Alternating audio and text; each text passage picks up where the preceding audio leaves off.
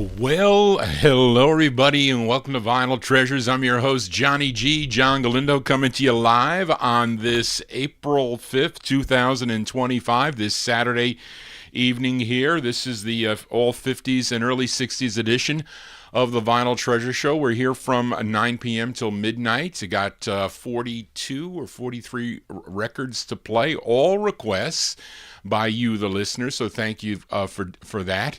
And got some cool rhythm and blues and vocal group harmony 45s out of my collection as requested by you.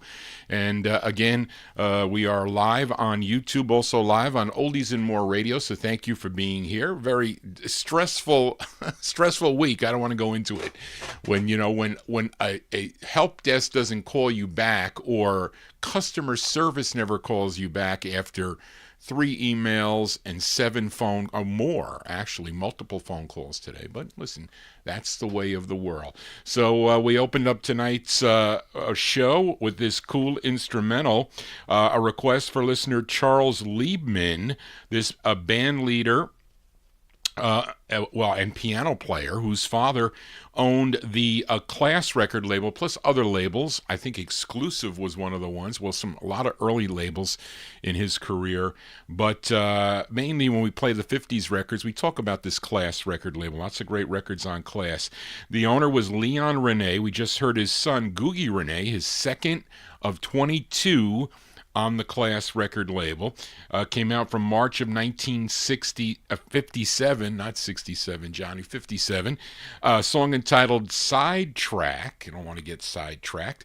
And that one there requested by Charles Liebman. Googie Renee and his band on Class Records with Sidetracked. Anything else here? I think ultimately what happened was his father let Googie run the day-to-day operations of the Class label in the 1950s, and also to seek out new talent. Googie was more in tune, because he was more in tune with the music of the day. His father goes way back, I think, to the 30s or the 40s. But anyway, there you go. Sidetracked by Googie Renee. Well, let's open up the vocal portion here. It is a flip side from last week's show, as requested by Amnon and Daryl Letts. Actually, Amnon requested this group from Inglewood, New Jersey. Their debut single on B. Caslin's whole label, the Avons. And last week we heard I'm Sending SOS. Now, Amnon also requested the flip, as well as Daryl Letts. So let's open up the vocal portion from May 1956. These are the Avons. Bob Leon lead the Avons on the whole label. It's called Our Love Will Never End, for Daryl and Amnon. No, Daryl and Amnon, that's it. Our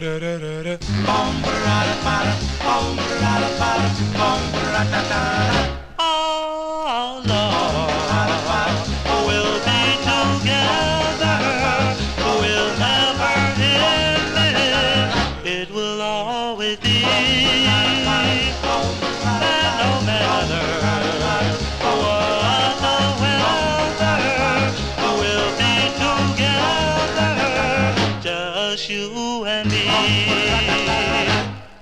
We walk down the aisle side by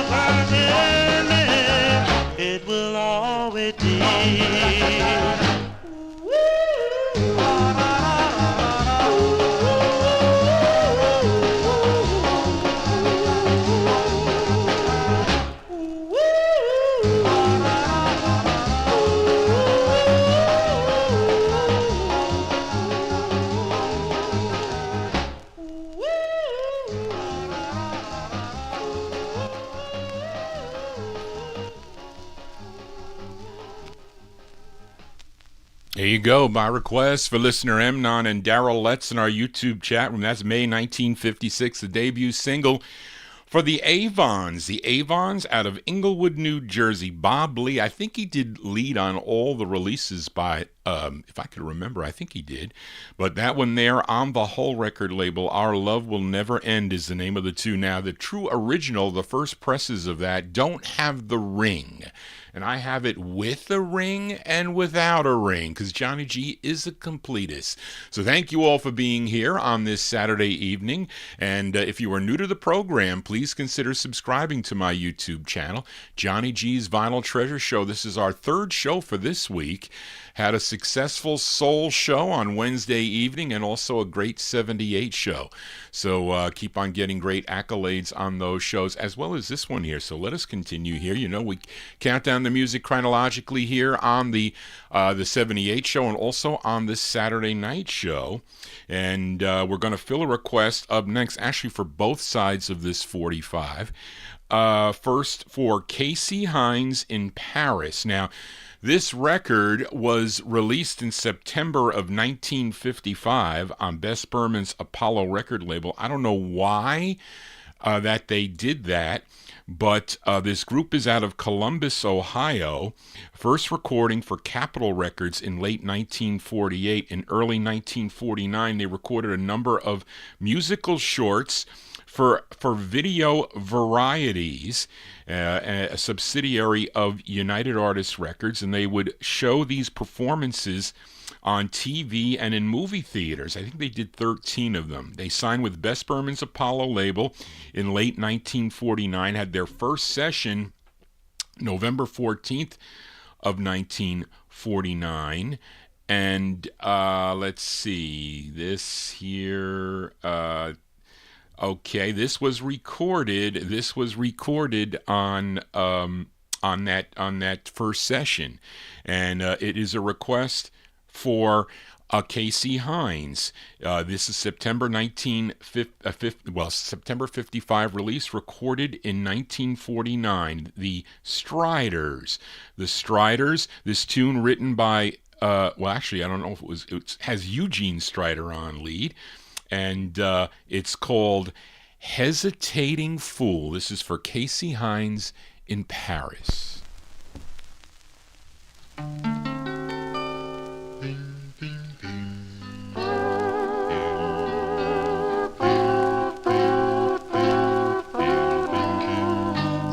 a hesitating fool, and that's what I've always been.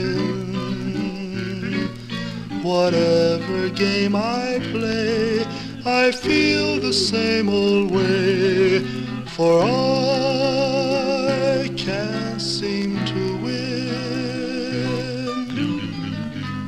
I'm a hesitating fool, I can't even get a start. The phrases that I say, oh, seem to disobey the feelings in my heart. I need somebody who I could give my confidence to. I hope someday to find just the one I have in mind. I'm a hesitating fool, I'll always be that way too. Unless by turn of fate I wouldn't hesitate if I met one like you. I need somebody who I could give my confidence to. I hope someday to find just the one I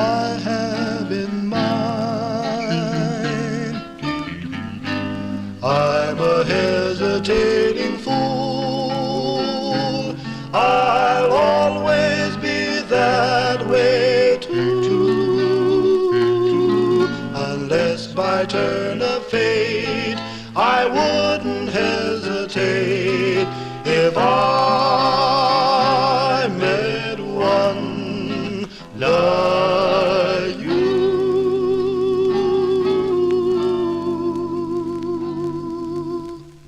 There you go, by request for Casey Hines in Paris there. That's the sound of the Striders. The Striders, released in September of 1955, Big Dave Swinger says had no chance of becoming a hit. That's a 1949 sound. A great sound, though, I have to say. Hesitating Fool is what did I say? Hesitating Fool. There you go. And that's Eugene Strider on lead. Now we're going to flip this 45 over here, and I'm sure this came out on a 78 too, but it was a 1955 vintage 78. But let's flip it over here because the flip side was requested by Mike Sape. And Charlene, I don't know what you did with this. Yeah, okay. Also features Eugene Strider on lead from September 1955, although recorded on, what was the date here, Charlene? The date was late 1949. I know, November 14th, 1949, recording this. The Striders. This is the flip side of Hesitating Fool. By request from Mike Sape in our YouTube chat room. Wants to send this one out to all the chatters and your host, Johnny G. Thank you, Mike. The Striders with I Wonder.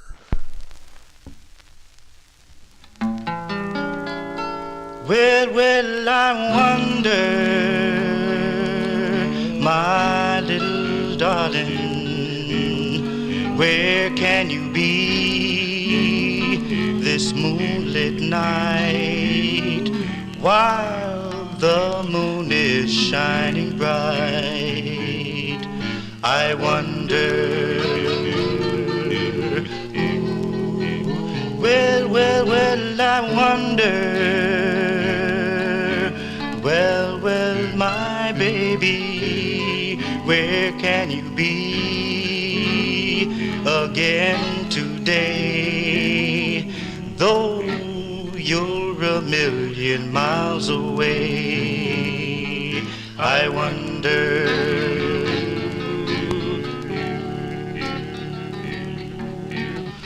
Baby, I've been through Lover's Lane.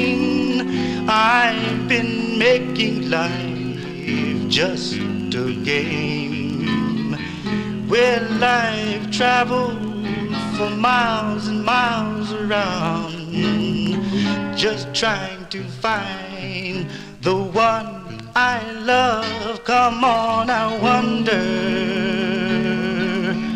Well, my baby, where can you be again today? Though you're a million miles away, I wonder. Well, baby, I've been through Lover's Lane. I've been making life just a game.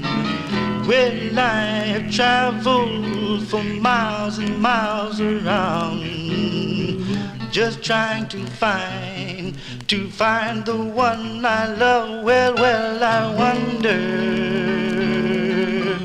Well, my baby, where can you be again today?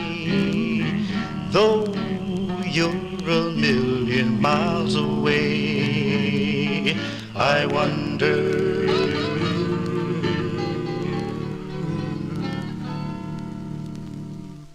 Here you go. That one there by request from Mike Sape in our YouTube chat room, sending that one out to all you chatters out there.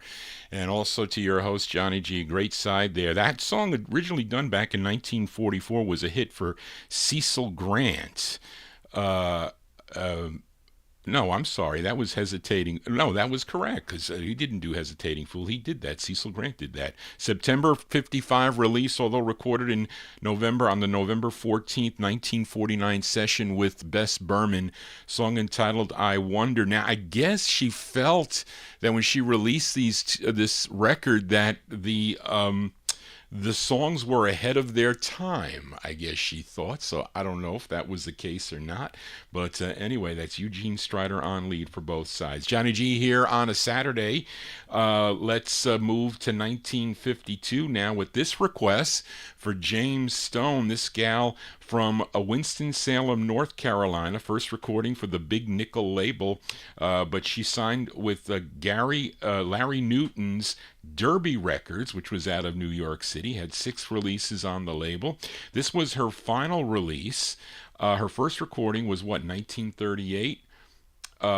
She recorded with, let me see. First recorded in 1938 with Joe Loss and his band on the Decca label. But she is being backed up by the Striders, who you just heard. You just heard from July 1952. Let's give a listen to Betty McLuren. Betty McLuren and the Striders by request for James Stone. It's called I Won't Tell a Soul I Love You. Betty McLuren for James Stone. I won't tell a soul I love you. I won't even mention your name, for I know I've been a fool, dear, and I've only myself to blame.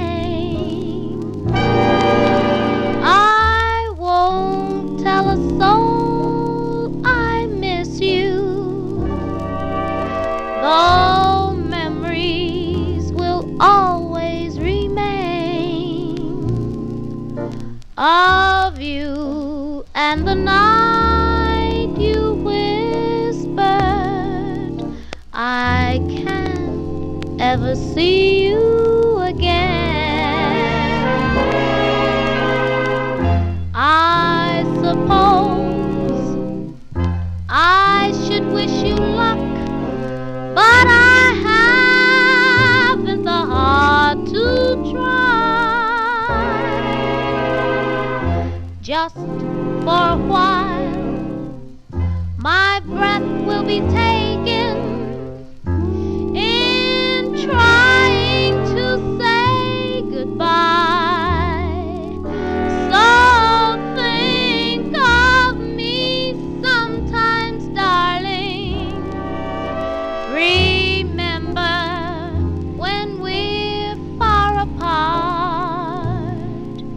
I won't tell a soul I love you, though I'm left with a broken heart. I suppose I should wish you luck, but I haven't the heart to try. Just for a while, my breath will be taken in trying to say goodbye. So think of me sometimes, darling. Remember when we're far apart. I won't tell a soul I love you, though I'm left with a broken heart.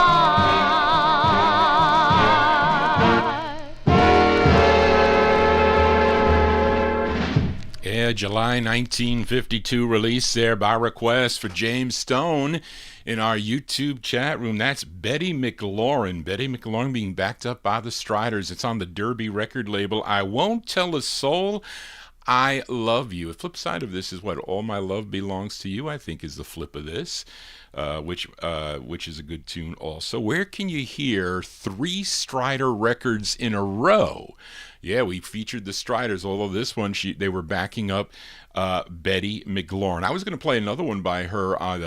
Jim Lampley in Texas requested one on the Choral label, but I decided not to play that one. Maybe in a future show we will do that. Johnny G here on a Saturday. Thank you all for being here.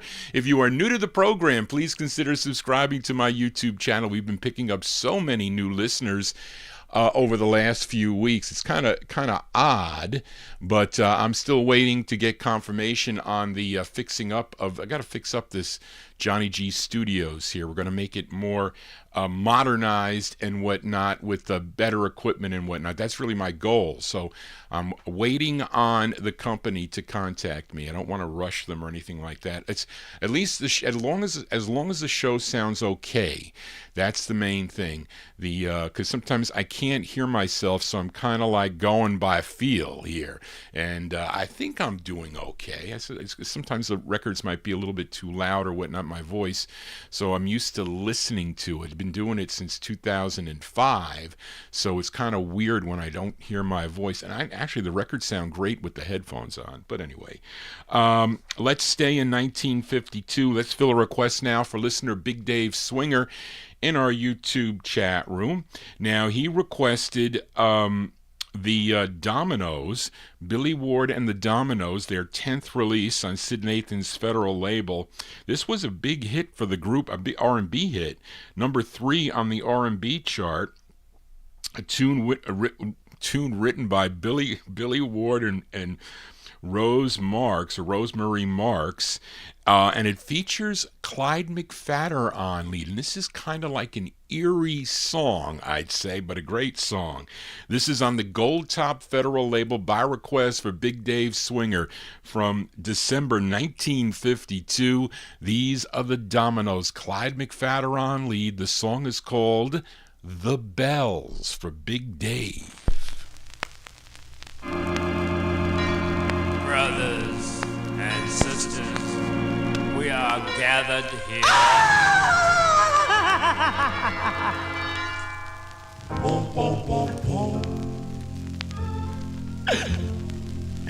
There are 4 black horses with eyes of flaming red.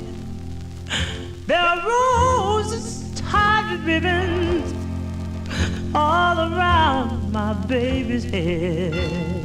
Oh, the bells are ringing, and they say I ought to go and see.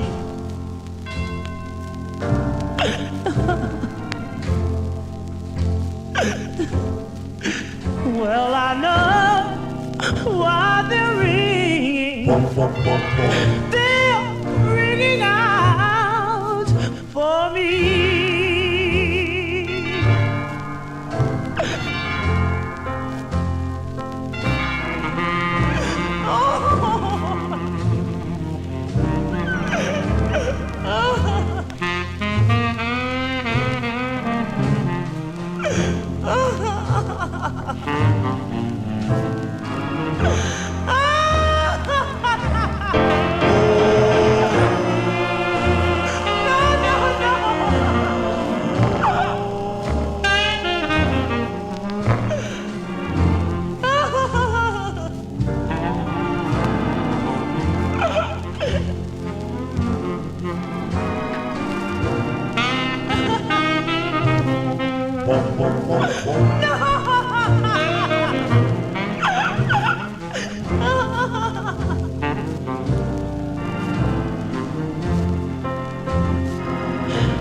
Baby, please forgive me. I know I've caused you pain. I've replaced your tears with diamonds just to see your face again. The bells are ringing, and they say I ought to go and see.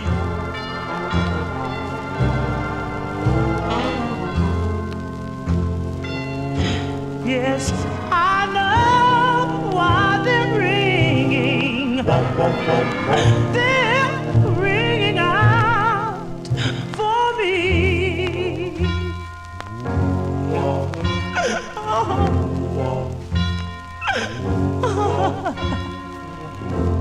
Ashes to ashes and dust to dust.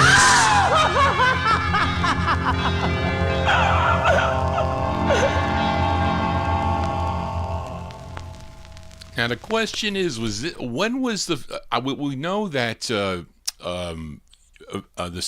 Jackie and the Starlights had one of the top crying songs of all time. But when was the first record you think where they had like heavy crying in the record? What could that be? Could it be this one? I don't know, but that's a great tune. December 1952 by request for Big Dave Swinger in our YouTube chat room. Billy Ward and his Dominoes with Clyde McFadder on lead there on the Federal Record banner, song entitled The Bells. So I don't know. Maybe I should do a crying special here. Johnny G could be doing some crying here. Let us continue here. We got one more from the year 1952. Let's fill a request for listener Frank Gingaro in our YouTube chat room as we head to Chicago. This is a female lead with male backing. She first recorded back in 1948 with the Lionel Hampton Orchestra. She would have 3 solo releases on the Mercury label before she would be joined by Warren Suttles, Percy Green, Freddie Francis, and Joe Van Loan. They were her backup group. They were known as the Boyfriends. And she's doing, this is actually a cover tune. This song was first recorded in 1951 on Rainbow Records by the Four Sensations, a tune written by Bernie Baum and Florence Kay and David Gale. This is Winnie Brown and Her Boyfriends. Winnie Brown and Her Boyfriends from February 52 on the Mercury record banner. It's called Heaven Knows Why. This is for Frank Gingaro. I let you go, I miss you so, heaven knows why. Heaven knows why I feel so blue since we're apart.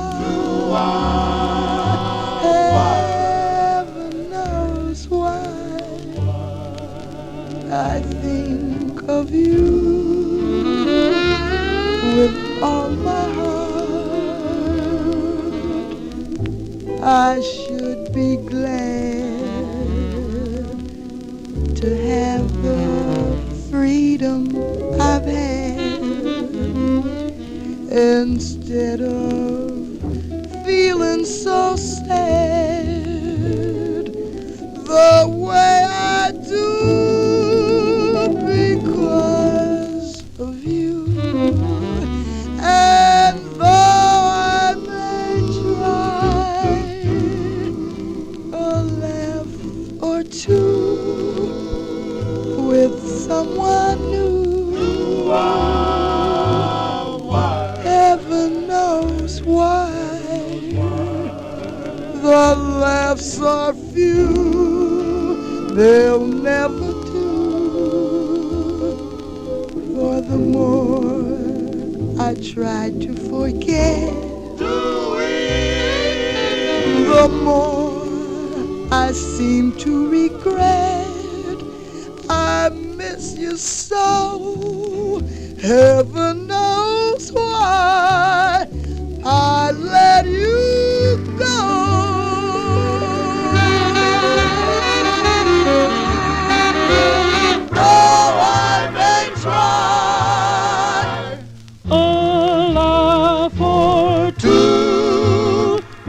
Someone new,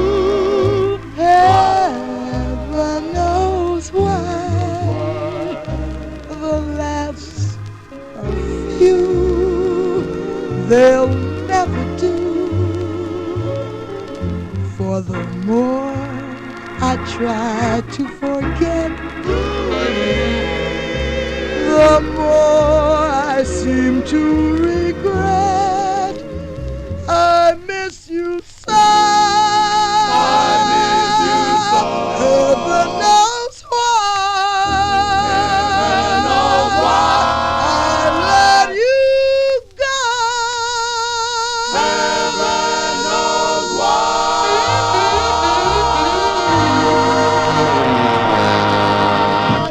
Yeah, they don't make records like that anymore, folks, and they're liking that one there in the YouTube chat room. That's a great request there. February 1952. Winnie Brown and Her Boyfriends on the Mercury record banner. Song entitled Heaven Knows Why. That one there by request for listener Frank Chingaro. Frank Chingaro, one of the co-hosts of the Rhythm and Blues Serenade, Frank Chingaro and Gordon Skagberg. They are on WRHU 88.7 FM on your dial. And they also stream live on the internet, but they will not be on tomorrow. I think, Frank, they have hockey. Well, it's going to be over soon, and then you don't have to worry about any more hockey interruptions. But they're normally on at 3 p.m. Eastern Standard Time till 5:30.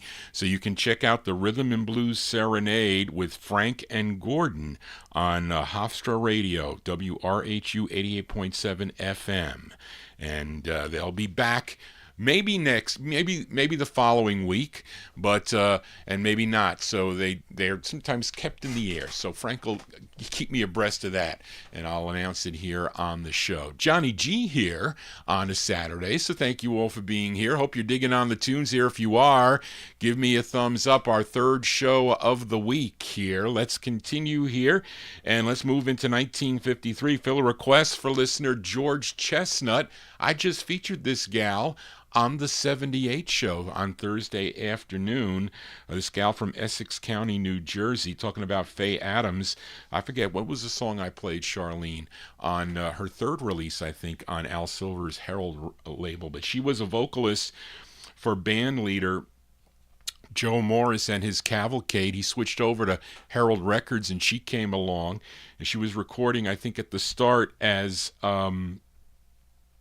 Faye Shrugs, but then when they switched to Herald, she became Faye Adams, and she's got a monster voice, such a profound voice she has. And this is from August of 1953. Now, I have 2 copies of this on red vinyl. This one is turning black. Okay, but this is the better sounding one. When you find this record in the wild, it's normally beat. It is. I have another one that's like a bright red that maybe was protected from the sunlight or something. I don't know. But anyway, this has a little bit of a warp in it, but it plays better. So I figured I'd play this one. This was her first of 13 releases on the Herald record label, and an R&B hit for her from August 1953 by request for George Chestnut, Faye Adams on Herald. It's called Shake a Hand. Just leave it to me. Don't ever be ashamed. Just give me a chance. I'll take care of everything. Your troubles I'll share.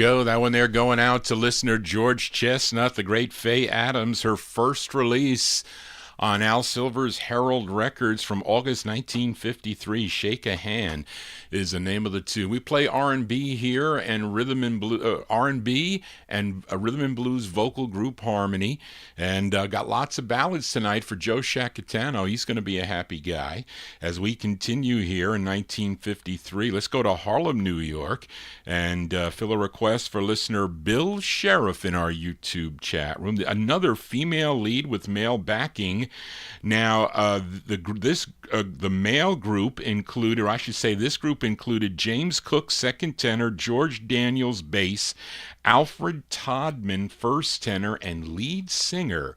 Her name, Vicki Burgess. This is their debut single, their first of two on the Central record label from April 1953, going out to Bill Sheriff. These are the Charmers. Charmers on the Central label. It's called The Beating of My Heart. The Charmers for Bill. Da da da da ooh, la da do da do day, la da do day, la da do da do day, la da do day. As I look in your eyes, then suddenly I realize you're the beating of my heart. You're the beat of my heart. When our hearts first met, beating out like the ripples on a stream, you're the beating of my heart. You're the beat of my heart. As our lips stole a kiss, I didn't know, yes, that love was like this. You're the beating of my heart. You're the beat of my heart. As our story ends, my love for you is still burning yet. You're the beating of my heart. You're the beat of my heart. You're the beat of my heart.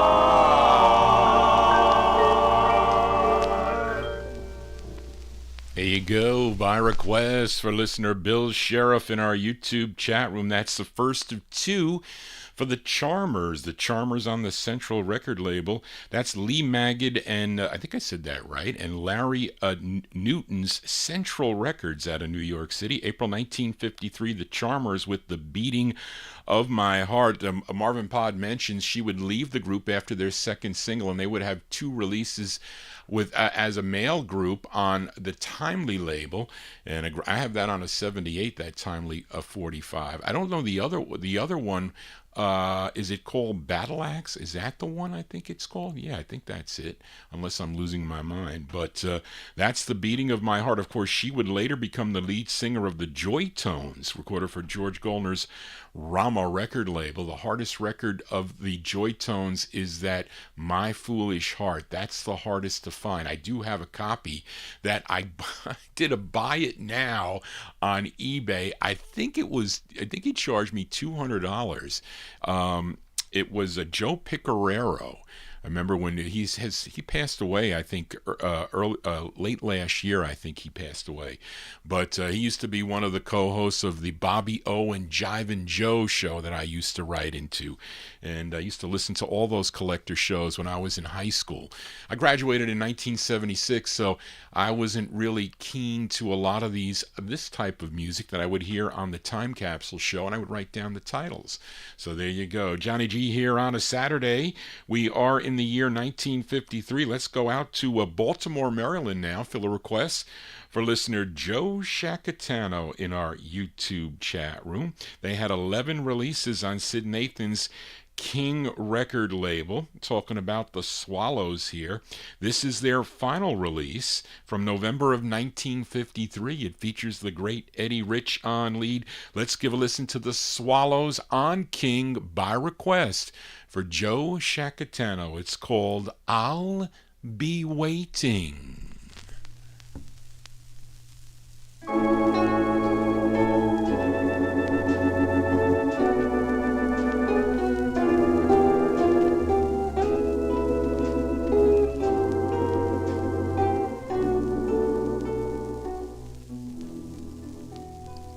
I am the one who's waiting for you.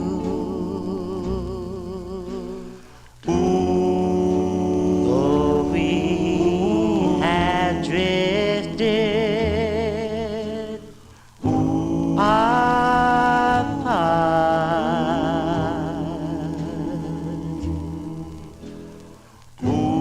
each day and night since you left, I've been blue. I thought your love was true. What can I do? But I'll keep waiting for you, my dear,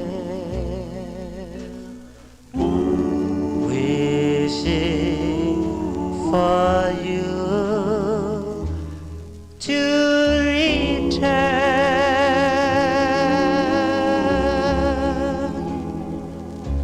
But I hope you'll be true to the one who loves you. Until then, I'll be waiting,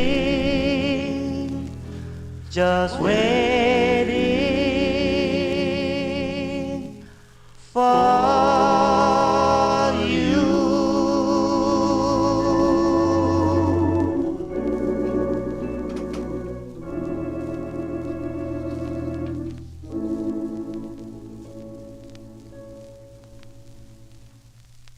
There you go, by request for Joe Shacatano in our YouTube chat room. That's Eddie Rich and the Swallows on Sid Nathan's King record label from November 1953. I'll Be Waiting is the name of the tune. You know, it's pretty interesting because, I mean, I don't know when I switched to the all request show, because I felt that with a visual, it was better to have audience interaction. So I wanted and I was worried with the requests that I was going to receive, but due to the fact that I have very knowledgeable collectors that tune into the program. Now, they all don't send me requests, thank goodness, because I'd be on till 5 a.m. in the morning.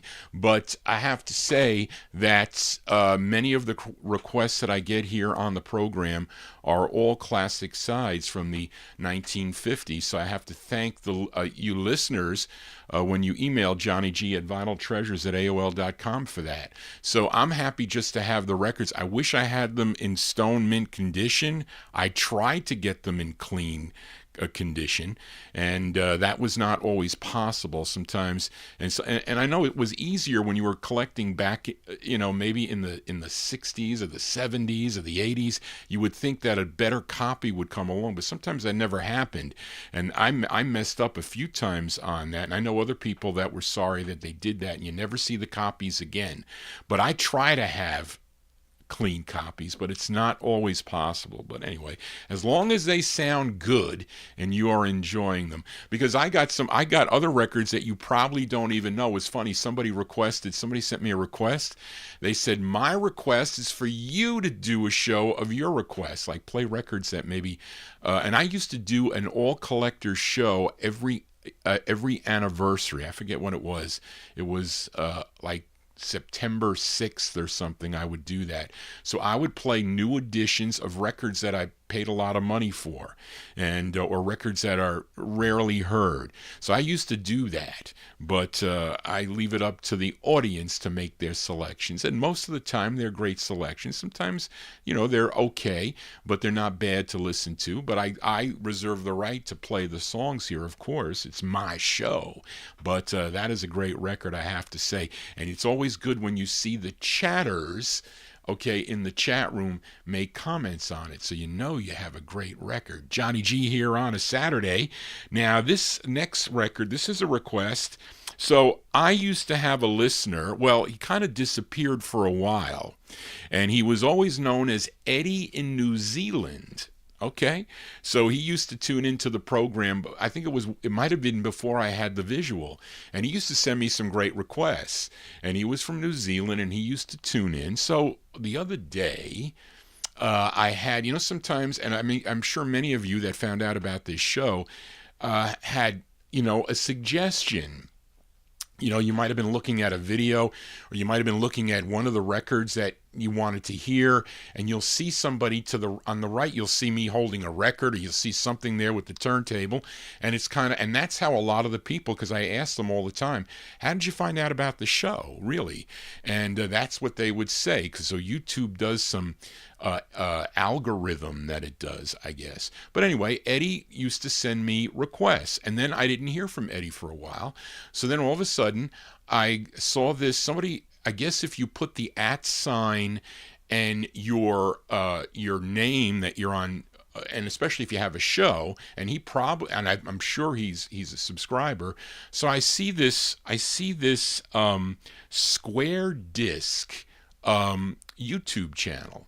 So I really didn't think anything of it. So I went to look at it, and this person is playing 78s like I do on Thursday, and they were R&B 78s, and I'm going, wow, this is cool. But there were actually other 78s, like records that here in the States that never came out on a 78 from the 1960s. So of course I'm like, well, who is this? And I continue to read, and he says, oh, you got to listen to, he plugged my show multiple times. And then it dawned on me, because I told Charlene, I said, Charlene, do I have any to buy records from Eddie in New Zealand? And she said, yeah, Johnny, he's on here, and I haven't heard from him. So there he's now doing a show. It's kind of an eclectic type show, because he doesn't only play vocal group harmony, but he has some really nice 78s. And he's saying, like, does Johnny G have this on a 78? Or I know he has this on a 45. So so I was like shocked, really. And he said, Johnny, if you're listening, can you play your 45 of this? So I says, okay. And it would be one of my worst condition Flamingo records, because I got my Flamingo 45s on Chance and Parrot are pretty nice, but this is the worst one that I have. But he has a show called Square Disc, and he does a 78 show. It's called Granddad's Choice, and it's kind of like I think he has his grandfather talking about the records. It's actually a pretty cool back and forth gimmick, and then he plays the records. So I guess I told him it was entertaining, and I like his presentation. And I told him that I would mention his show here on the air. So if you get a chance to check it out, you should do that. He's got other things there too. I think he's also a songwriter. And I don't know if he's singing, but he has another YouTube page where he writes songs. So it's pretty cool. So there you go. So Eddie goes, Johnny G, if you have this on a 45, can you play it? Because it's much rarer than the 78. Because he has a Stone Mint 78 of this. And I think I do too. But we're going to play this for Eddie Brown in New Zealand. We go to March of 1954 for the Flamingos. This is on Art Sheridan's Chance record label. I wish I had a better condition copy, Eddie. They're 5th of 6 on Chance. This was recorded on their last session, and their dual leads on this, Solly McElroy and Johnny Carter, from March 54. Let's give a listen to the Flamingos on Chance, going out to Eddie Brown in New Zealand. I said Australia, it's New Zealand. It's called Cross Over the Bridge. This is for Eddie.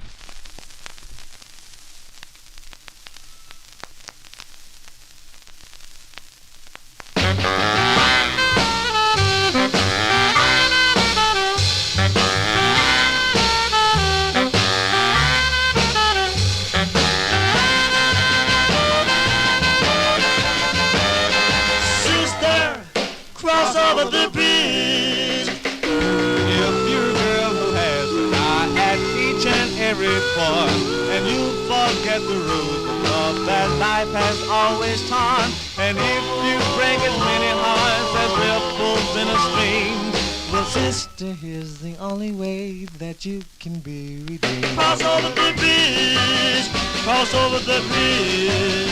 Change your reckless way of living. Cross over the bridge, leave your fickle plans behind you, and true romance will find you. Sister, cross over the bridge.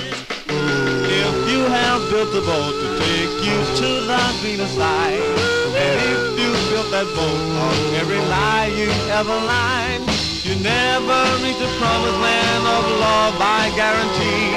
For lines cannot hold water and you'll sink into the sea. Cross over the bridge, cross over the bridge. Change your reckless way of living. Cross over the bridge, leave your fickle plans behind you, and she romance will find you. Sister, cross over the bridge.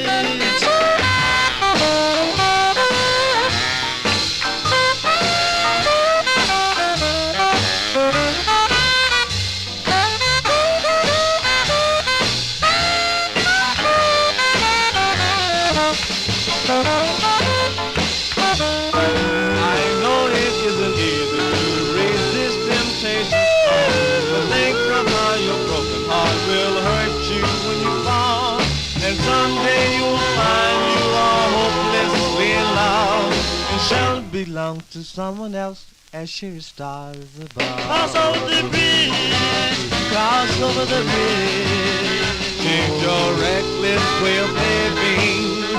Cross over the bridge, leave your big romance behind you, and she romance will find you. Sister, cross over the bridge. There you go, by request for Eddie Brown in New Zealand, March 1954, the great sound of the Flamingos there on the Chance record label out of Chicago, Illinois. That's Art Sheridan's label. That's Cross Over the Bridge. And what else we got here? It says they would leave Chance to sign with Parrot Records, had their first recording in July of 54.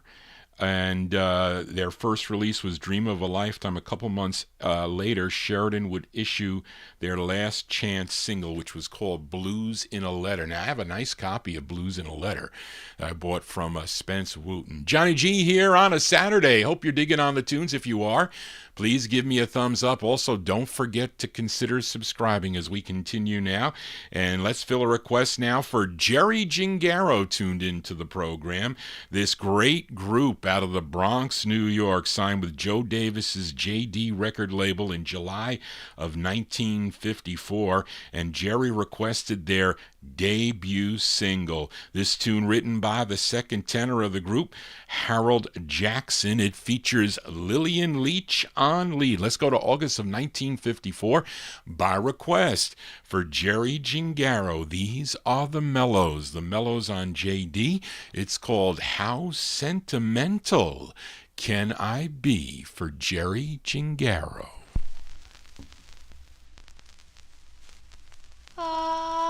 I'm not the one to hide my feelings, to run away and cry. Do I stay in crowds, laughing out loud? Friends question my false gaiety. Since you've been away, how sentimental can I be? Can I be? I go to town, watching all clowns. They all laugh back at me. Since you've been away, how sentimental can I be?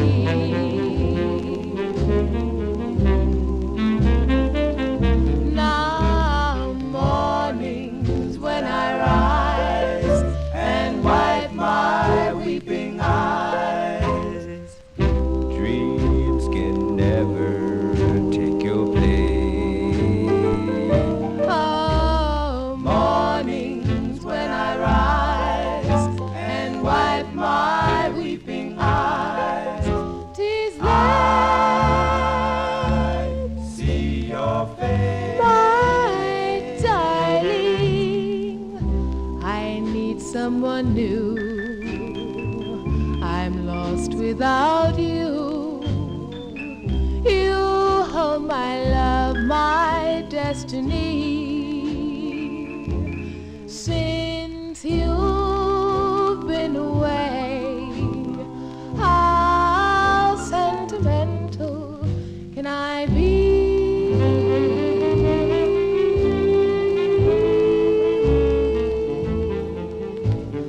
How sentimental can I be? How sentimental can I be?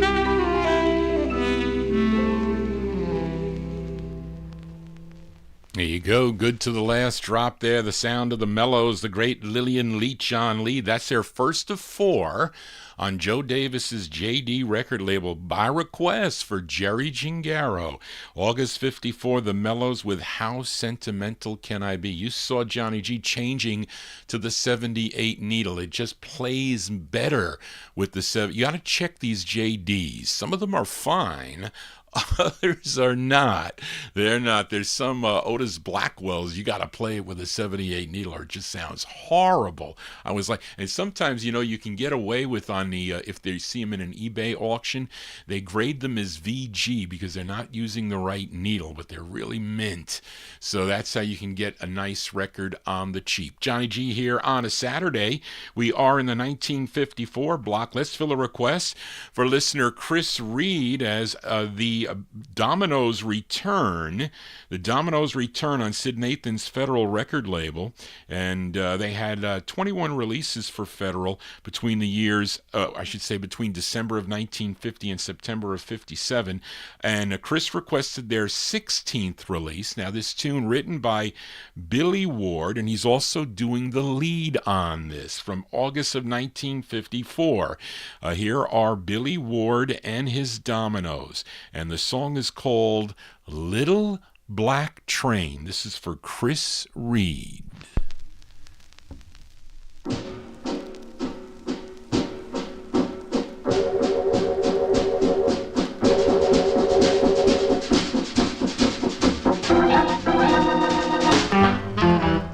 Listen, all you sinners, you better get your business right. I heard old Joe say on the radio that the train may be here tonight. The little black train is coming, wow, wow. The little black train is coming, wow, wow. The little black train is coming, and the train may be here tonight. Satan is the fireman, they say his wife is the engineer. No need to hide, cause if you're booked to ride, they will take you away from here. The little black train is coming, wow, wow. The little black train is coming, wow, wow. The little black train is coming, and the train may be here tonight. Better stop your gambling, you better put that wine away. Fall on your knees and holler, save me please, cause that train may be here today. The little black train is coming, wow, wow. The little black train is coming, wow, wow. The little black train is coming, and the train may be here tonight. The little black train is coming, wow, wow. The little black train is coming, wow, wow. The little black train is coming, and the train may be here tonight. The train may be here tonight. The train may be here tonight. Wow, wow!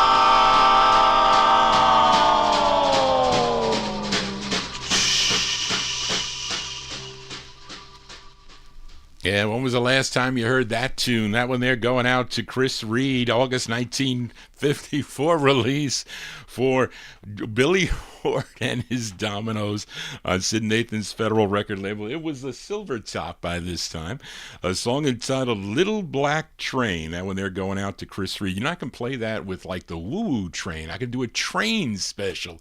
Johnny G here spinning my original vinyl 45s. Thank you all for being here. This is our final show of the week. I'll be back on Wednesday evening, beginning at 9 p.m. right here on YouTube and Oldies and More for the Soul Show. So get your soul requests in to vinyltreasures@aol.com. Let's move into 1955 now. Let's go to Cincinnati, Ohio now. Fill a request for listener Big Dave Swinger.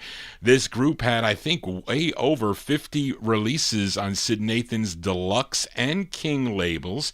Now, this is their 13th release, I think, that Big Dave requested. A tune written by the lead singer of the group. His name is Otis Williams. Let's go to May of 1955 for the sound of the Charms on Deluxe for Big Dave. It's called One Fine Day, and it's not the Chiffons tune. One fine day you went away. My tears led me astray. Weep for me, my love, one fine day.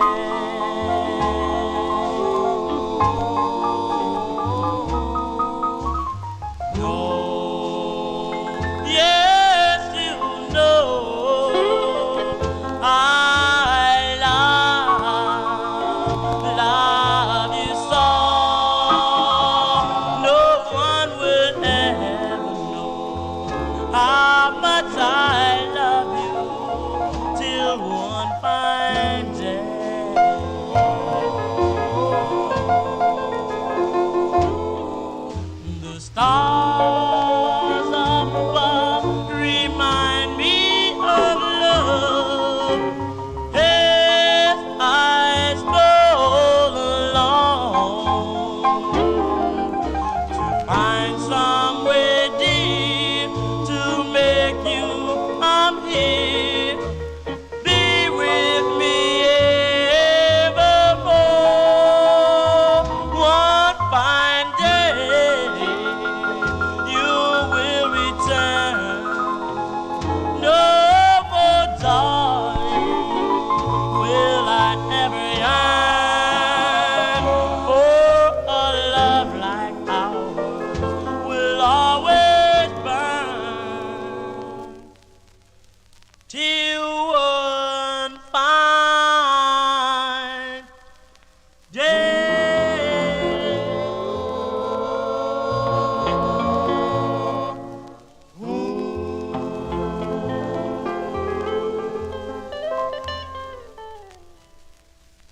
Yeah, those are the Charms by request for Big Dave Swinger in our YouTube chat room there. May 1955 release on Sid Nathan's Deluxe Records, One Fine Day, a tune written by the lead singer there.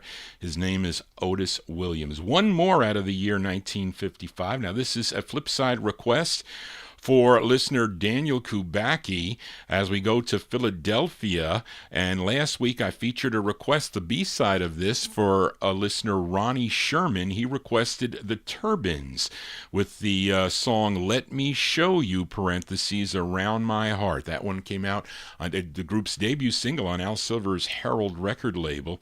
Daniel wants to hear the intended A-side, which was the group's biggest hit. I got to tell you a story about this record, though, because now as far as lovers of this music, they're going to recognize this song. So, you know, it's not like it's an obscure record, but when I was working for Sony Music, okay, they did a joint venture with BMG, which was Sony, which was Columbia and RCA. I think Sony eventually won out, and they ended up buying all the songs, and they were just absorbed by Sony. So half the company left.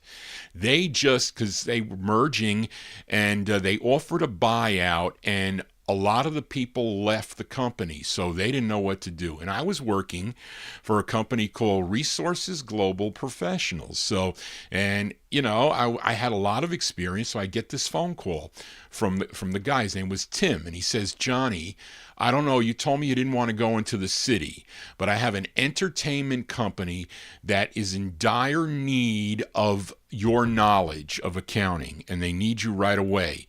And this is in their new division called the Digital Accounting Division. I said, really? I says, okay, can you go down on an interview? I said, all right, I'll hop on the train. Not that because I hated going into the city in the 1980s, and I turned down a job. I told you my story. But I ended up going down the city into Grand Central and walking down to Times Square, because they were in the Bertelsmann building, I think it was called, down in Times Square. So I had to go up to, like, I don't know, the 48th floor or whatever it is, and I interview with this guy. He's a really nice guy, Jim. And he goes, Johnny G, I like you. Can you start tomorrow? I was like, tomorrow? I says, okay. So I get in there, and there's a skeleton crew of people, and I'm trying to do their accounting work, and I'm talking to the guy, and it was just strange. So I ended up doing their entire close for this major company, soup to nuts, with their financial statements and everything else, which was a lot of work, but they paid me well. So then they closed down and they moved to Lyndhurst, New Jersey. So remember, they had no idea how to account for people that were downloading songs off the internet. So they had all these tracking numbers. They didn't use the master number, but anyway, they would put all this content out on websites, and Apple, I think it was going through Apple, we'd get these feeds in for zillions of dollars, okay? So there would be thousands of kickouts, which would be songs that were either weren't connected right or whatever. And most of the songs that were not connected correctly were the songs from the 50s. So they didn't even put me in I was sitting out on the floor with all these, I don't want to say lower level accountants. And of course, I was the guru there because they didn't even have a manager. I trained their manager. I trained all their people.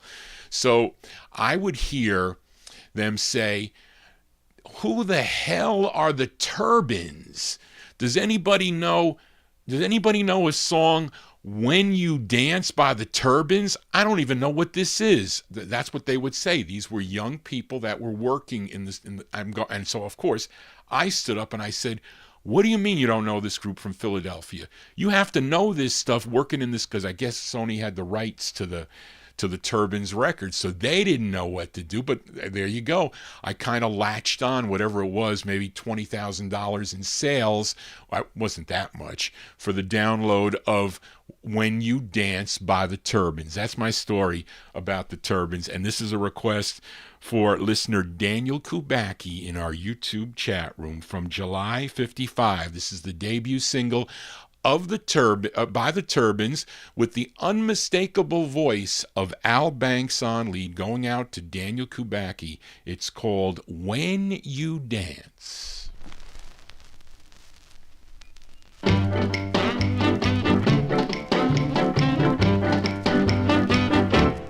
When you dance, be sure to hold her tight.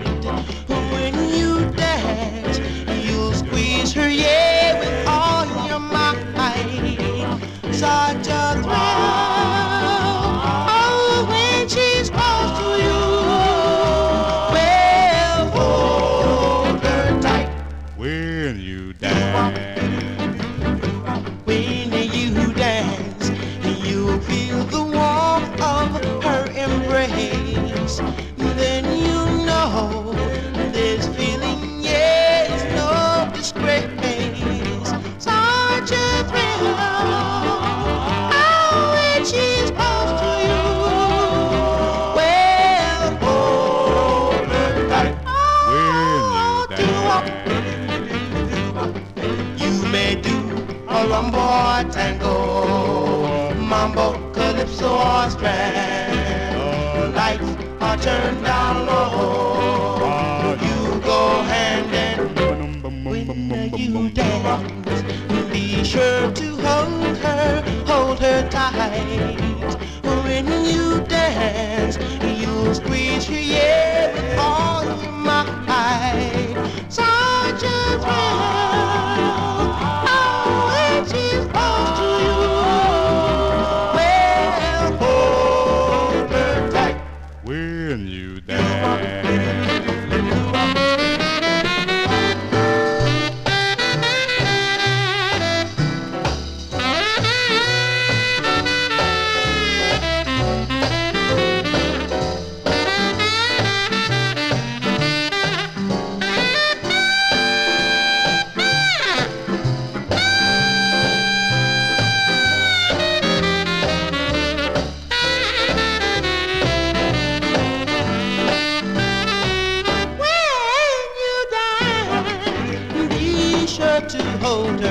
Hold her tight.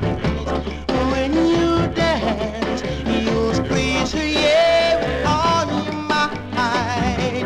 Such a thrill, oh, when she's close to you. Well, hold her tight. When you dance. When you dance.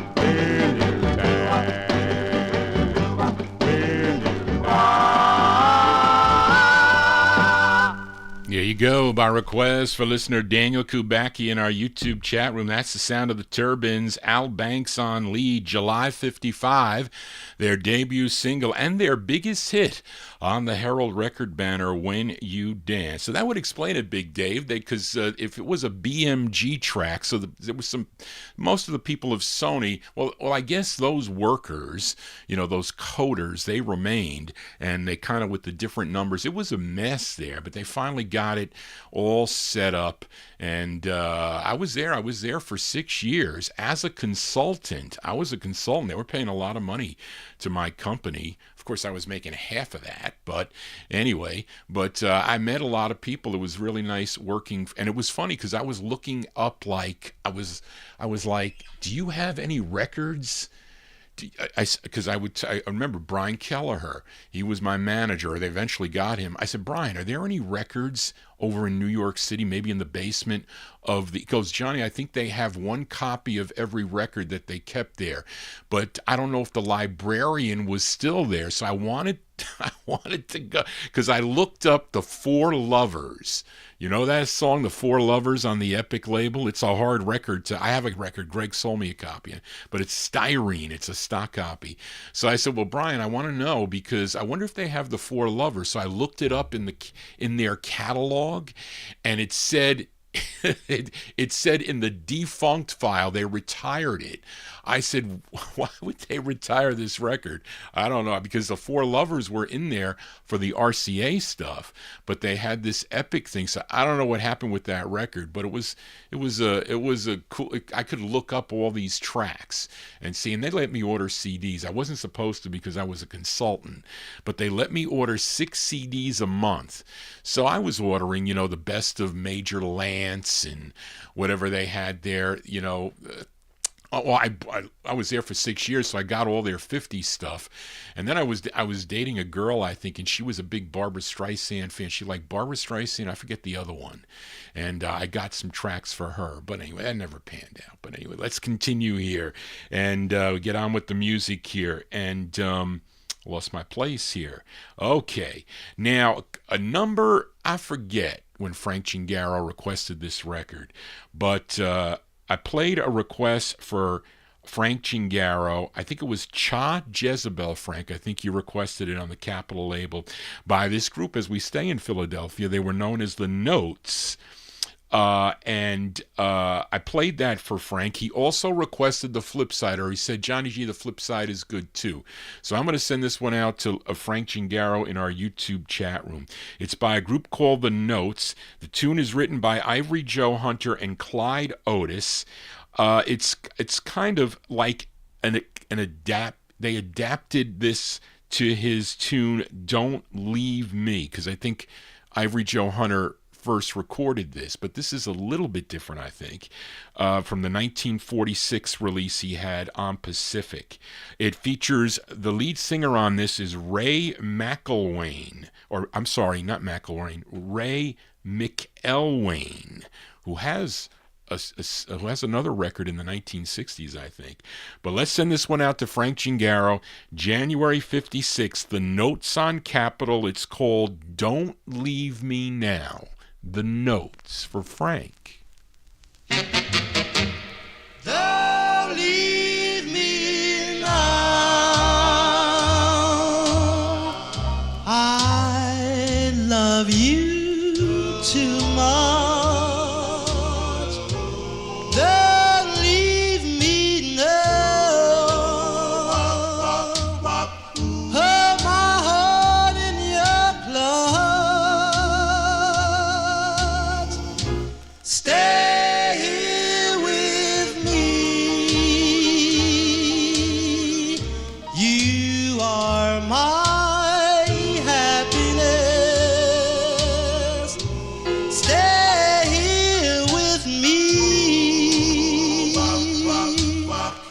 Darling, please tell me yes. Don't turn my blue skies into crying clouds. Don't turn our promises into worthless vows. Don't leave me now with these empty arms. Don't leave me now, a helpless victim of your charm. Don't turn my blue skies into crying clouds.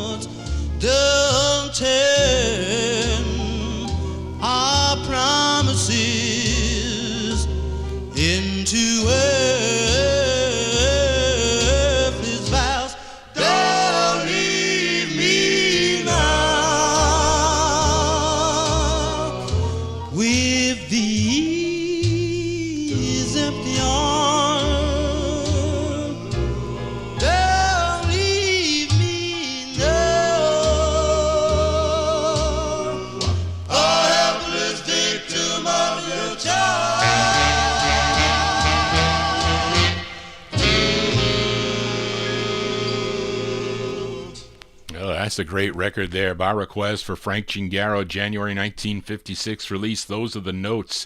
Ray McElwain, he's the lead singer. That's on the Capitol record banner.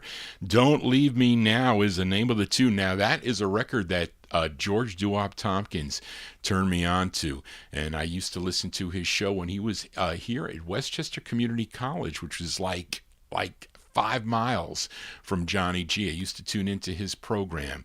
As we continue here on the Vinyltreasure show, we are in the 1956 block. Let's fill a request for UK listener Indrajit Advani. This singer, born January 29th, 1920 in Kentwood, Louisiana, began recording in 1947 for Deluxe Records. Vocalist, band leader, pianist, writer, and producer, and label owner.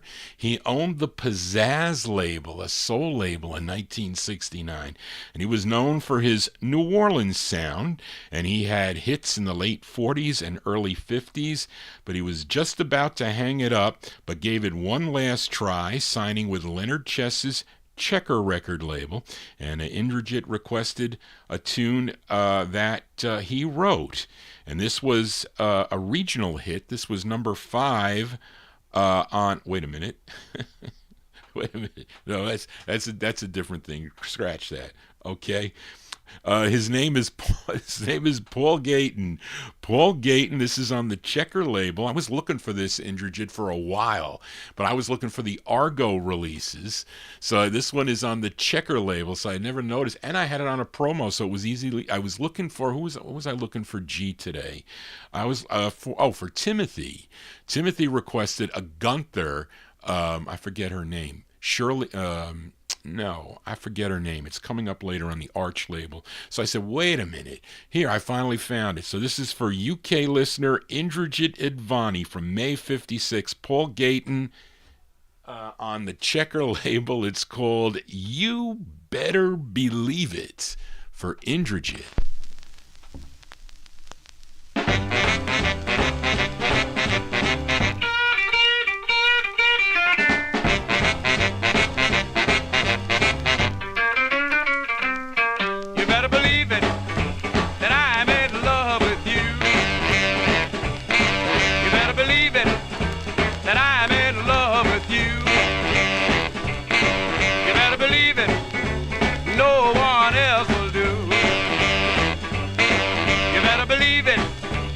You're the little girl for me. You better believe it, that you're the little girl for me. You better believe it, that's the way it's gonna be. Say, come to me, baby, won't you hold me tight? Squeeze me, baby, with all your might. Your lips taste just like cherry pie. I'm gonna love, love, love you till the day I die. You better believe it, that I'm in love with you. You better believe it, that I'll be true to you. You better believe it, that I'll be true to you. You better believe it, that I'm in love with you.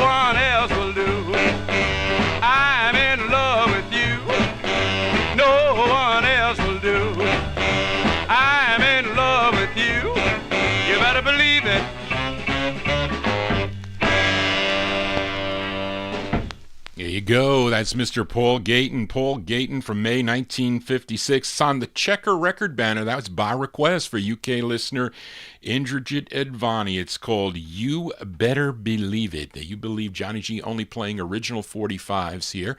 Sometimes I have to get a request. I wasn't going to do it, but somebody convinced me, Johnny, if they give you a rare request, like the Ronnie record, which I don't have on original, I'll have to play it on the Lost Night label. So anyway, I will do that. But let us continue. Here we are in the 1956 block. Let's fill a request for listener Julian McCroy. He wanted to hear Hank Ballard and the Midnighters. It's their 16th release for Sid Nathan's Federal label out of Cincinnati, Ohio. The tune written by Hank Ballard, and it's from March of 1956. I like this tune also. The Midnighters on Federal for Julian McCroy. It's called Rock, Granny, Roll for Julian. Somebody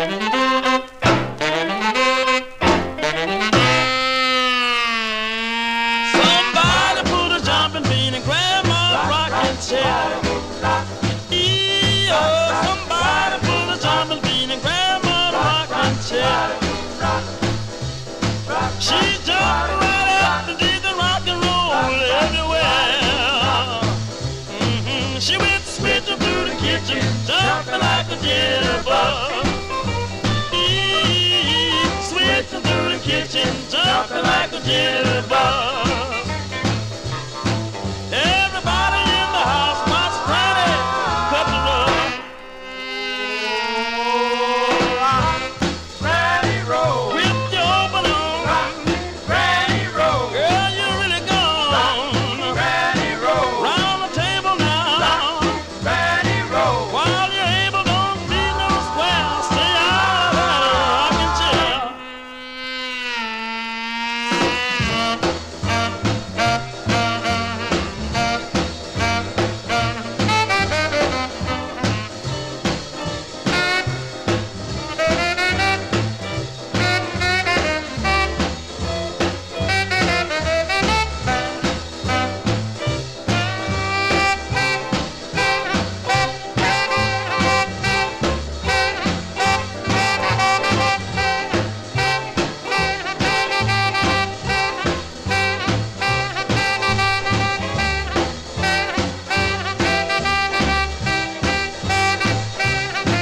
We were sitting in the parlor, listening to the radio. Sitting in the parlor, listening to the radio. When the baby in the crib, yeah, look at old Granny go. She went switching through the kitchen, jumping like a jitterbug. She went switching through the kitchen, jumping like a jitterbug. Everybody in the house wants Granny cut the rug. Rock, Granny, roll. With your apron on. Rock, Granny, roll. Girl, you really gone. Rock, Granny, roll. Round the table now. Rock, Granny, roll. While you're able, don't be no square. Stay out of the rocking chair.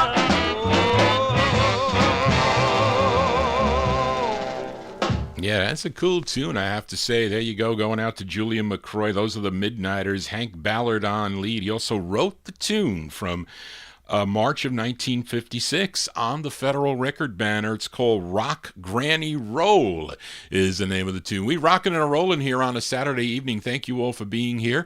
Please consider subscribing to the show. You have to be signed into YouTube, though, and then you can click that bell to get all the notifications when Johnny G goes live, and then you can give me a thumbs up if you dig these tunes as we continue here.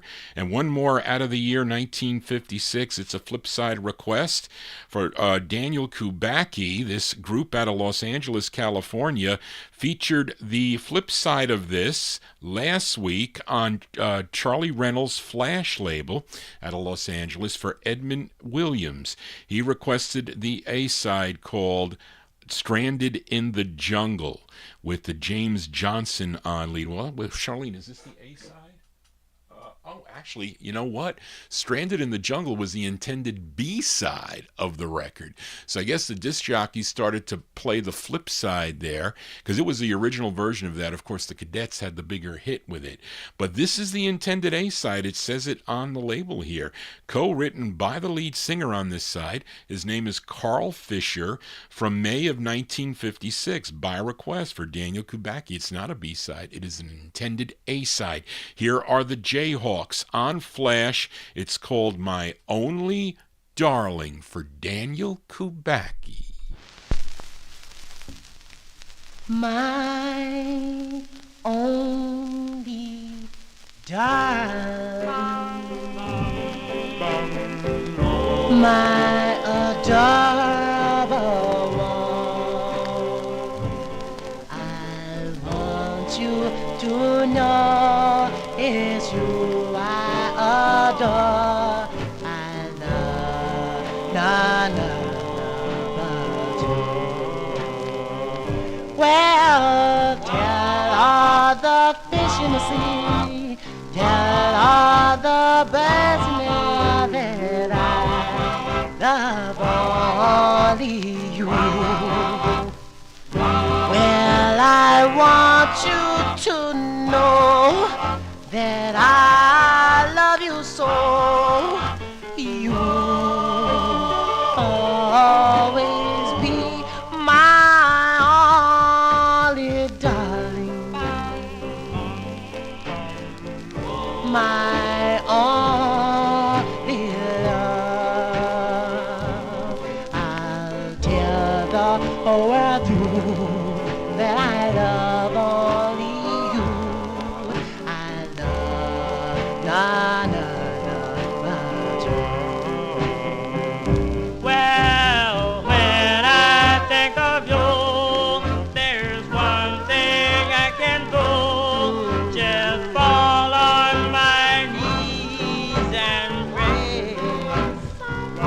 Oh, well, darling, yes, it's true. I really love you. And lovers always find a way. my only darling, my only sweetheart. There'll always be a part in my heart. You'll always be my only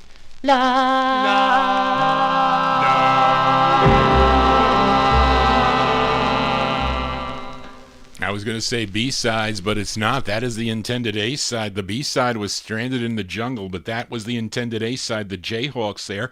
Carl Fisher on lead. That one there going out to Daniel Kubacki in our YouTube chat room. May 56 release. My Only Darling is the name of the tune. That's on the Flash label. I was looking. I have this, unless I'm getting confused with another Flash, I think I have this on a white promo, which is not that easy to find. Johnny G here on a Saturday as we continue.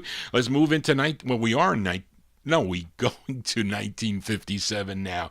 And this is a special dedication record. And as a listener to the program, Edmund Williams and his wife celebrated and I think it was your anniversary, April 4th. Wasn't that correct, Edmund? On Friday. And he wanted to request this record. And I don't know your wife's name, Edmund. I was trying to find it. Charlene was trying to find it. But he celebrated a wedding anniversary. It was, I think he said 33rd wedding anniversary. So he wanted to request this tune, and I guess send it out to his wife, and I'm going to send it out to Edmund and his wife on their anniversary, September 1957. A great tune here by the Five Satins. It features Bill Baker on lead. This is on Al Silver's Ember Records, the Five Satins with Our Anniversary for Edmund and his wife. Ooh,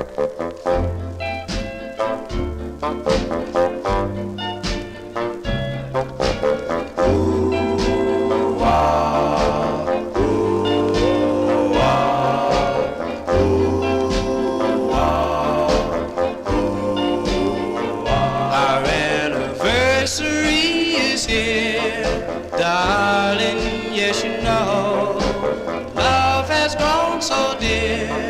since that year ago.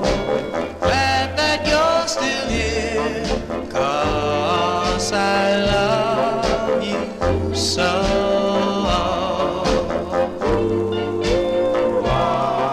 One year ago today, yes, we made our vow. Your love, I'm glad to say, I've cherished up to now. Truly hope and pray that you will never go. 'Cause my darling, I love you madly. I need you forevermore. That's why we are married. It's you alone I'll forever adore. Whoa, whoa. Just like most new loves, we've had our ups and downs. Everything's okay whenever you're around. Truly glad to say, happy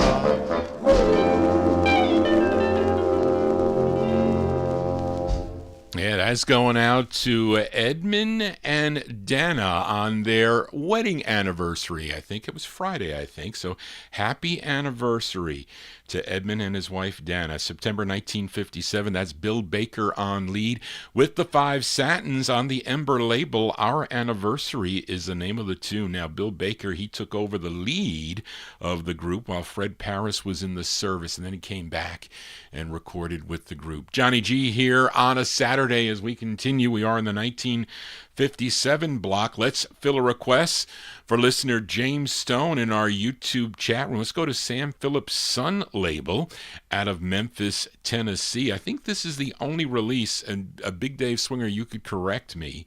And I don't think I need a 78 needle on this one. Not with this release from July 57. A tune written by James Johnson and Jerry Organ, a.k.a. Tony Lee Martin, and Wayne Walker. His name is Rudy Richardson. And is there a group on this? Charlene, did you see if there was a group on this? This is from July 1957. Going out to James Stone. Rudy Richardson on the Sun label. It's called Why Should I Cry? Rudy Richardson.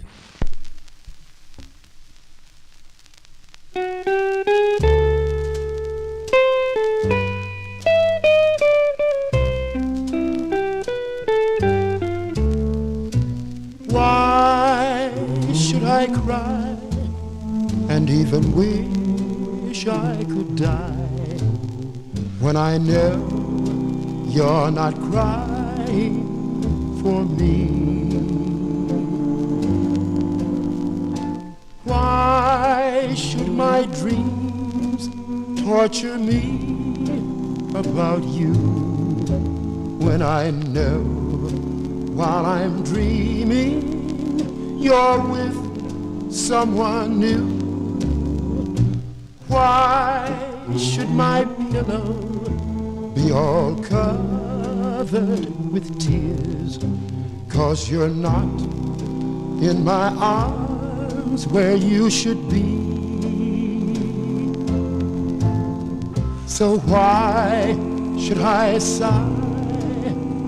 And why should I cry when I know you're not crying for me?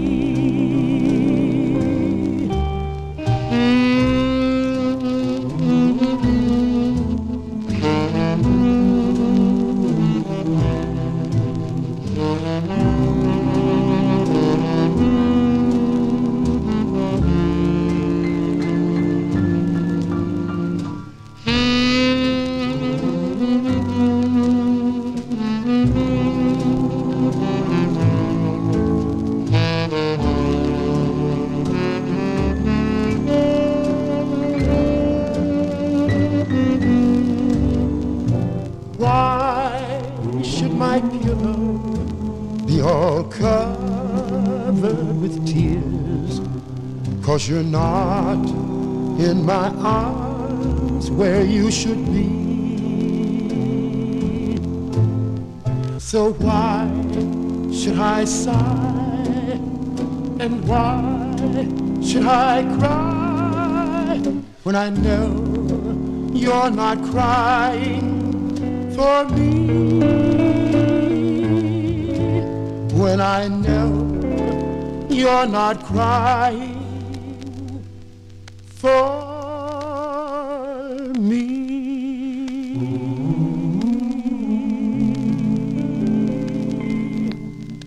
Well, they definitely sound like they would be backing up Elvis Presley, but James says that that is the Jordanaires, and Big Dave Swinger says it's Jimmy Hart, Steve Spear, Mike Gardner, James Tabutton, and David Beaver. Were they members of the Jordanaires? I don't know, but there you go. That's Rudy Richardson, July 1957 for James Stone. It's on the Sun record label. Why Should I Cry is the name of the tune. Johnny G ain't crying, although my right eye is in tears all the time. I don't know why, but let us continue. We are in the year 1957. Let's fill a request for Bill Sheriff in our YouTube chat room. This girl group out of Newark, New Jersey. They consisted of Gwen Brooks and two sisters, Alma and Louise Beatty. Collectively, they were known, I think, first as the Playmates, with their first release that came out on Herman Lubinsky's Savoy Records. But because of the already established male group recording for Roulette Records called The Playmates, they needed to change their name. So they became the Three Playmates for their two final singles. And this was their second release, their second of three on the Savoy record label. It features Buddy Lucas on sax and Bobby Banks on the organ and Leonard Gaskin on the bass. From December 1957, going out to Bill Sheriff in our YouTube chat room, the Three Playmates on Savoy. It's called Suga Wugga for Bill.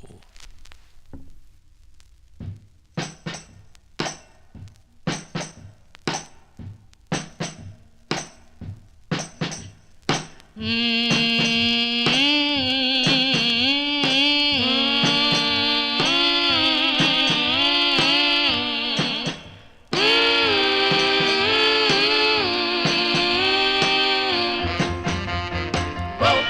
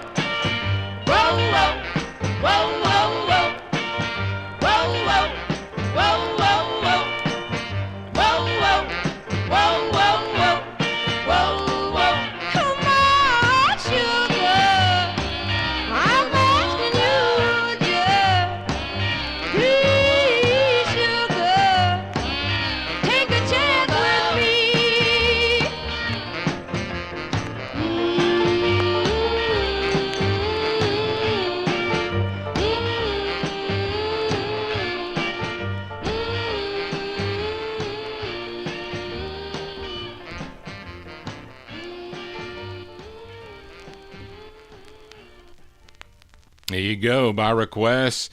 By request for Bill Sheriff in our YouTube chat rooms. Those are the three Playmates from December of 1957 on the Savoy record label. It's called Suga Wugga is the name of the tune. That's their second of three for Savoy. Now, Bill also requested the flip side of this.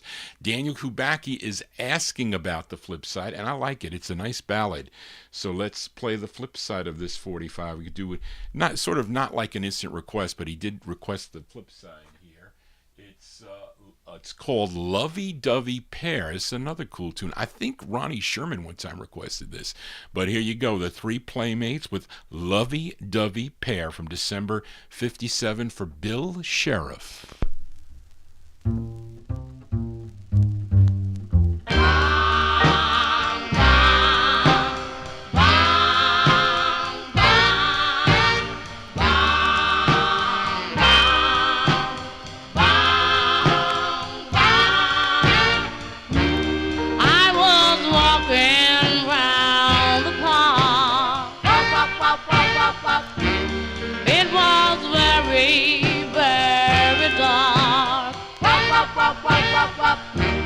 But of course I didn't care because my man was there.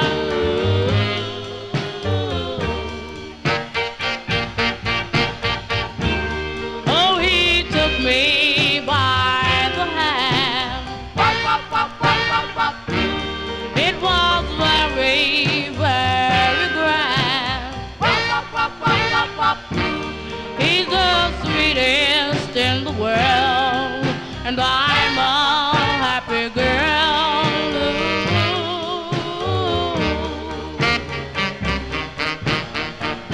We are such a lonely double pair. You couldn't find a greater love nowhere. We see each other each and every night, and we roll and we roll until it's light. No, we'll never ever part, because it would break my heart. We'll always have a lot of fun, and we'll always be as one.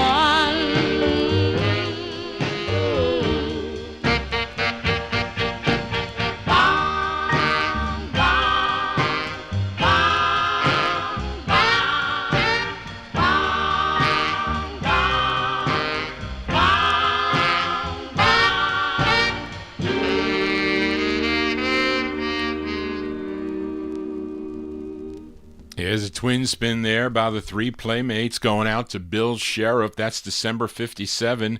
Song entitled Lovey Dovey Pair. We heard the flip of that called Suga Wugga. That's on Herman Lubinsky's Savoy Records out of Newark, New Jersey. Let us continue here on the Vinyltreasure Show. Fill a request for listener Joe Shakatana. Now, Joe, I was surprised that you requested this song. I'll tell you why. Okay, because Joe requested a group called the Soothers. This came out on Sidney Siegel's Dawn label. Now, there is a problem with this record. Okay, if you own the record, you know. Okay, it was pressed wrong. It's not quite 33 1/3 speed, like an LP speed.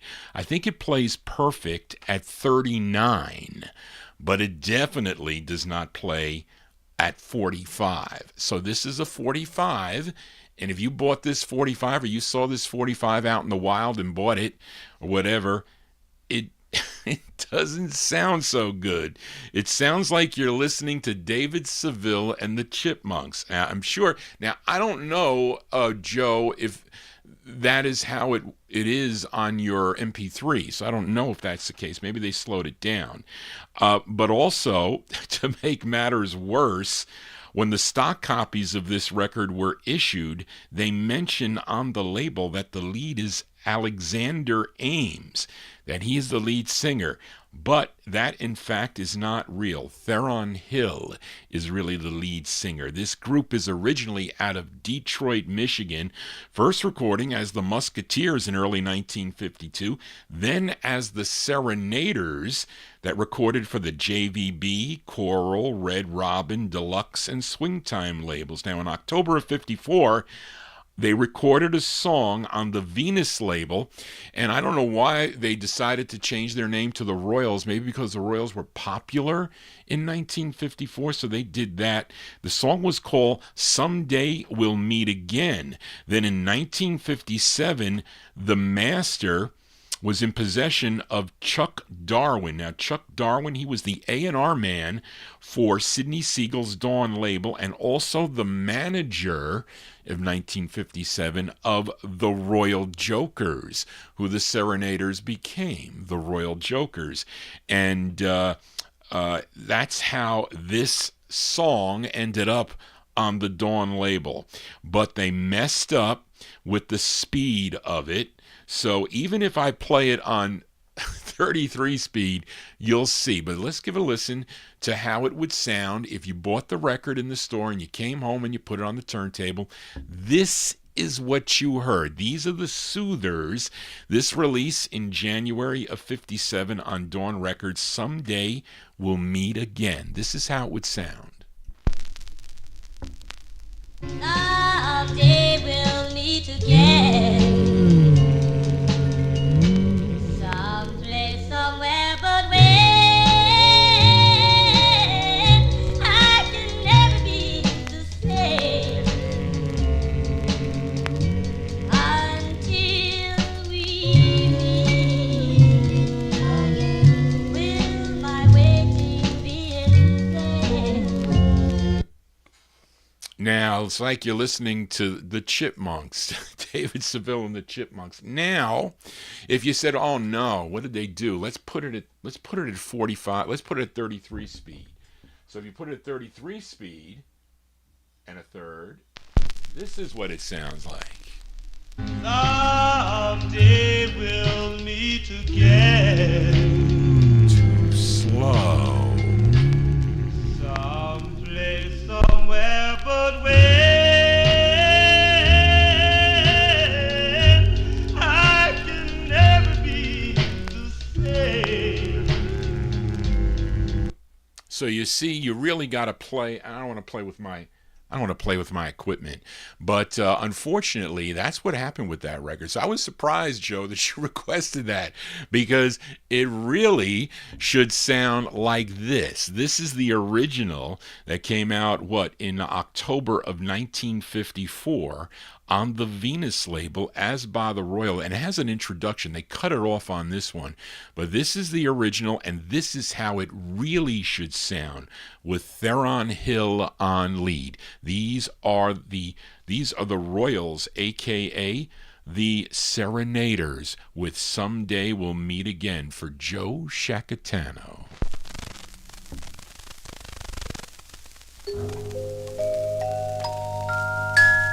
Someday we'll meet again. Someplace, somewhere, but when I can never be the same until we meet again. Will my waiting be in vain?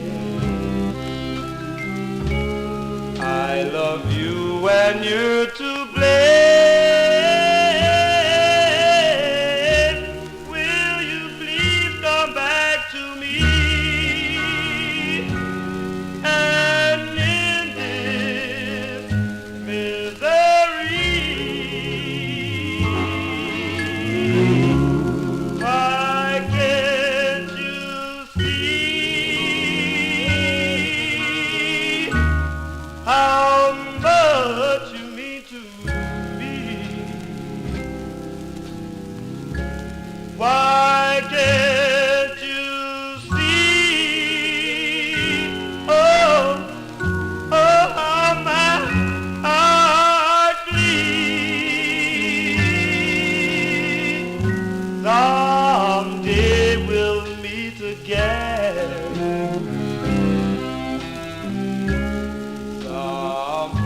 somewhere but wait. I can never be the same until we meet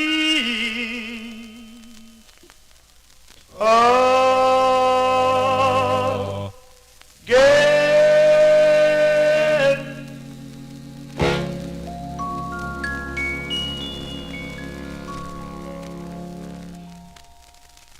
There you go, October 54 release there for the Royals, a.k.a. the Serenaders, on the Venus record label there, song entitled Someday We'll Meet Again. And now that, you know, the January 57 one, I think they might have added stuff to it, but they messed it up when they put it in the... when they pressed it is what they did. It's too bad too, because Reed, you said the other side is who? It's not. Let me. I don't remember the other side here. Let me just see. I don't have to play it at. I don't want to play it at chipmunk speed. Let's play it at 33. What's the other side here? I don't know. Let's see.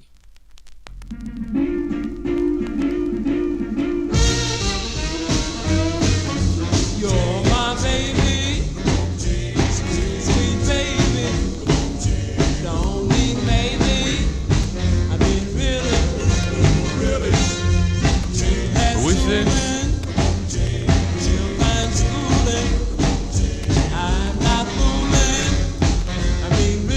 It's not a bad record. I wish I can get it at the right speed. I'd have to play around. I don't want to play around with my turntable there. It says really, right? Reed, you mentioned it. You mentioned what it was, but that's actually a pretty cool rocking tune there, I have to say. But anyway, so there you go. There you go, Joe. I mean, it's a great record. I have it on the 78. Tony Barcia said he had it on a 78. It plays much better on the 78. And it's not that easy to find, too, I will tell you that much. Johnny G here on a Saturday. Let us continue. And let's fill a request for Paul Michel now as we head to Pittsburgh, Pennsylvania for this group. Now, their debut single came out in 1956 on the RCA subsidiary Groove record label. Great two-sided 45. Geraldine back with Now We're Together.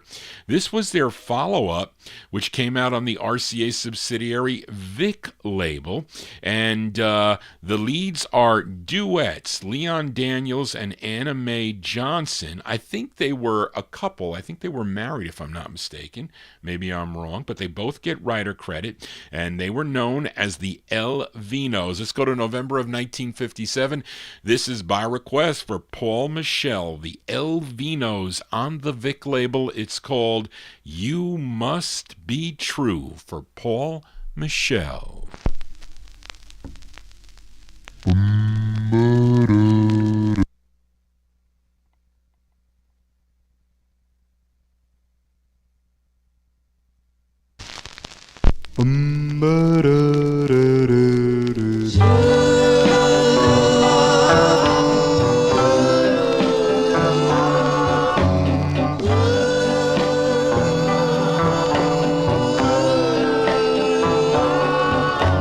Why don't you answer every time I call?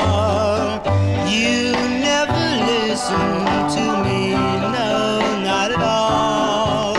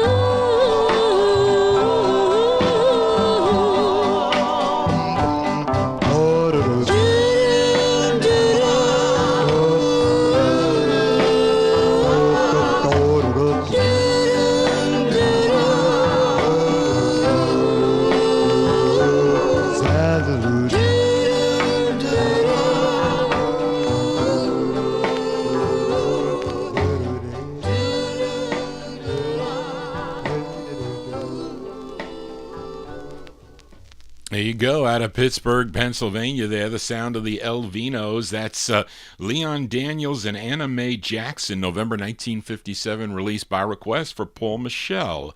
You Must Be True is the name of the tune. That's on the Vic record label, and Marvin Pod mentioned it, that Anna Mae Jackson, she would become, would later record as Ann Keith on the Memo label.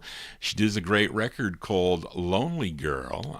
It was a cover. It's like the female version of Ronnie Jones and the Classmates' Lonely Boy, Lonely Girl. And the flip side, I think, is a Cliquettes song, if I'm not mistaken. But anyway, and then RCA Records, you can get this on RCA from 1964. So they re-released it with the oldies craze in the 1960s. Johnny G here, trying to revive the oldies craze. I know many of you tune into the program, put these records on your want list. That's a good thing. It's kind of, that's what I used to do. But I wish they had a visual where you can see these records, the original labels, which look so cool. Really do. But anyway, at least you can see them and you can hear them as we continue. Let's move into 1958 now. Fill a request for Tommy Albergo. We head out to California again. Let's go back to Leon Renee's Class label. We heard Googie Renee earlier, his son, with the instrumental. This vocal quartet formed in Richmond, California, recorded 2 for the Class label. This is their second. And the tune co-written by disc jockey Nathaniel the Magnificent Montague, who really got around from Chicago to California. That must have been his back and forth trip there, who promoted this group on KSAN in San Francisco, California. Maybe he was a disc jockey there on that station. But this is from February of 1958, and I think this record, for some reason, books for a lot of money, and I don't know why. I paid a single digit for this record. They're called the Sputniks, by request for Tommy Albergo. The Sputniks on Class, and I definitely don't have one of these. The song is called Johnny's Little Lamb. This is for Tommy Albergo. Whoa. Oh, darn. Charlene, you should have reminded me. I'm sorry, folks. Johnny had a little lamb. Ba, ba, ba, ba, ba, ba, ba. Johnny had a little lamb. Who would have lamb? Johnny had a ooh-wee. Oh, what a lamb Johnny had until he got married. Johnny went to bed one night. Johnny woke up one morning feeling mighty wrong. He looked across the room, the lammy was gone. Oh,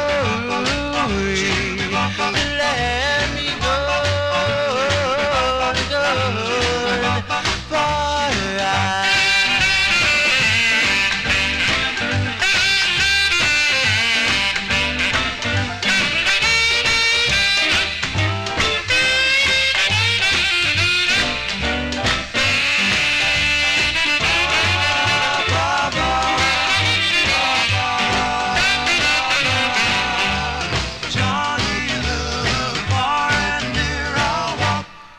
Johnny's looking for his baby. Johnny looked far and near. Johnny looked for his baby over here.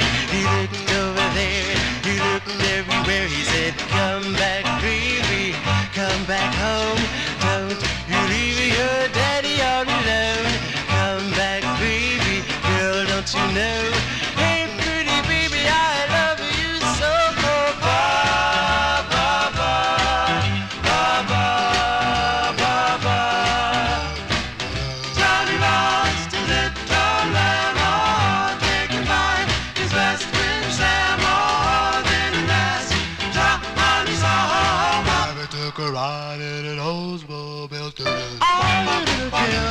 Treat your daddy right, love him in the morning.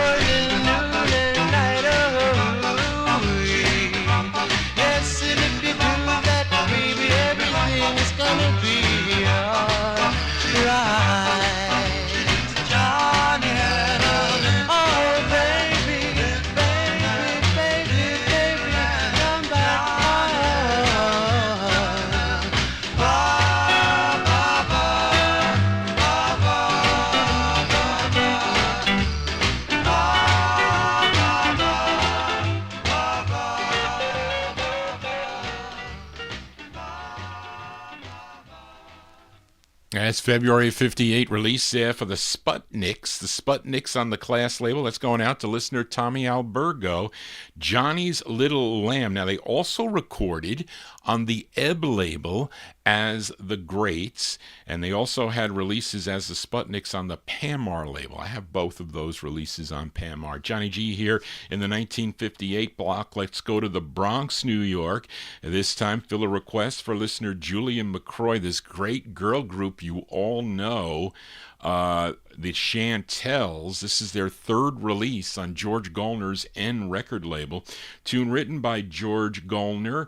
I think he's the one that, Gallner got the writer credit on this, and it features Arlene Smith on lead. This charted nationally, number 39 on Billboard, 16 on the R&B chart. This was a big number 6 record on WCOP in Boston, Massachusetts, if you were tuned into that station. Let's go to February of 1958 by request for Julian McCroy. Classics here on the Vinyltreasure Show. These are the Chantels on End with Every Night, parentheses, I Pray. The Chantels.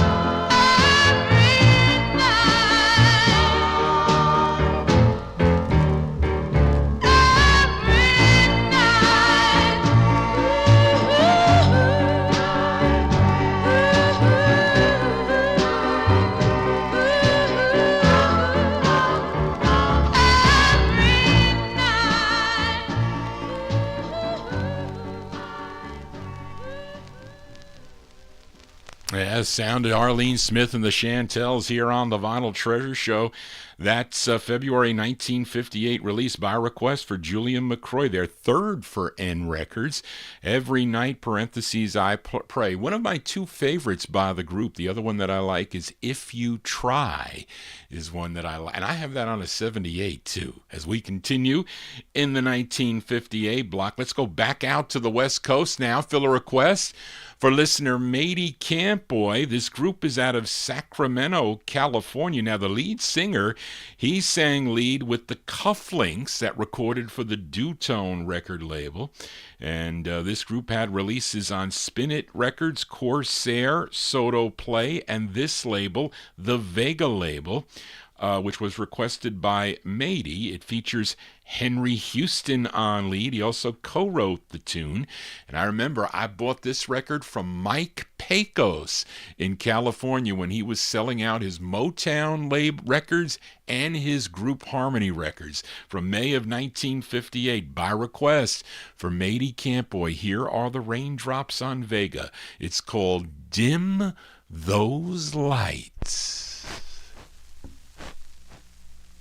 Dim those lights and good love to me.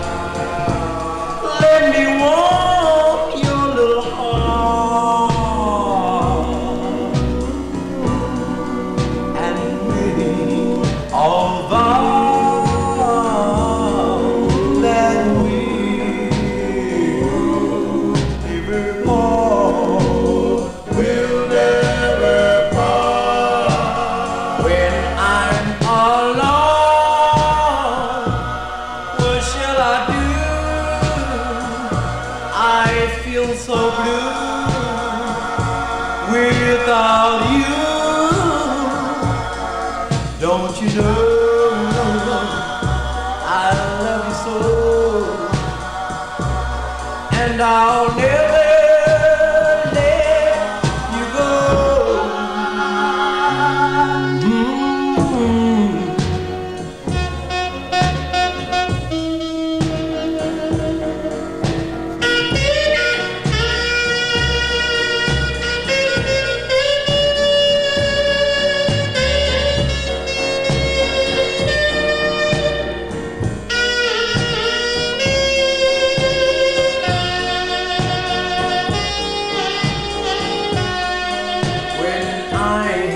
Alone, what shall I do without you? I'm so blue. Don't you know I love you so, and I'll never let you go. Those lies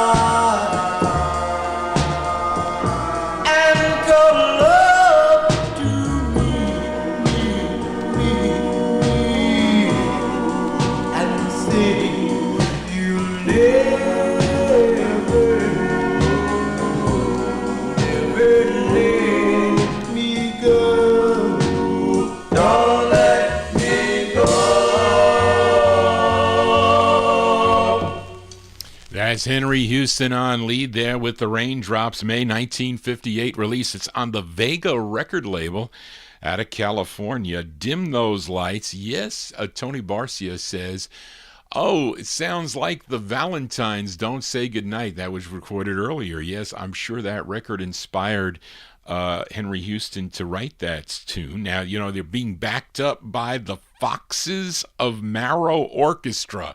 I wonder what could they have been a female band? I mean, the Foxes of Marrow Orchestra. Okay, so there you go. That one there going out to Mady Campoy. She is in our YouTube chat room. Thank you, Mady, for that request as we continue here in 1958. Let's fill a request for listener Chris Reed. This is the tenor saxophonist and band leader from Smithville, Texas. And he found recognition really while backing the Cadillacs and some of those other Josie 45s and 100 of other performers that he played behind. And this tune written by him and Esther Navarro. And he had other releases also. I wonder if the Cadillacs are backing him up on this. I would guess they are. It's from March of 1958 by request for Chris Reed. Jesse Powell with the Caddies. With the Caddies. I had a caddy. I had two caddies.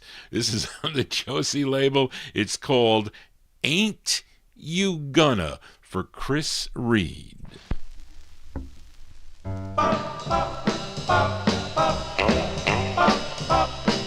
Ain't you gonna kiss me, thrill me dear, whisper sweet things in my ear.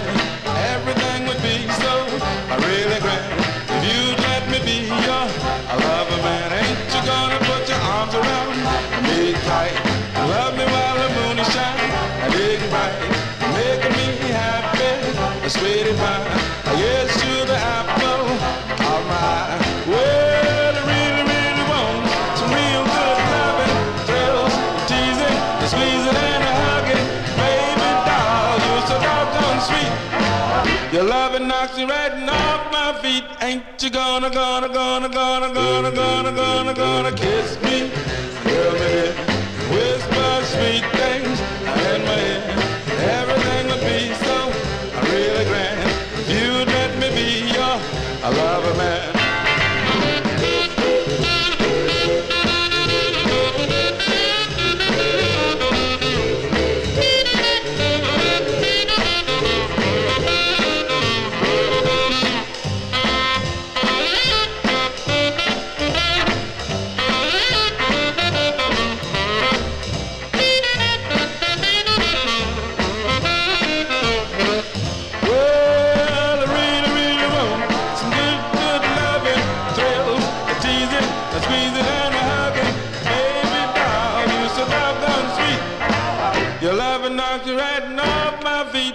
you gonna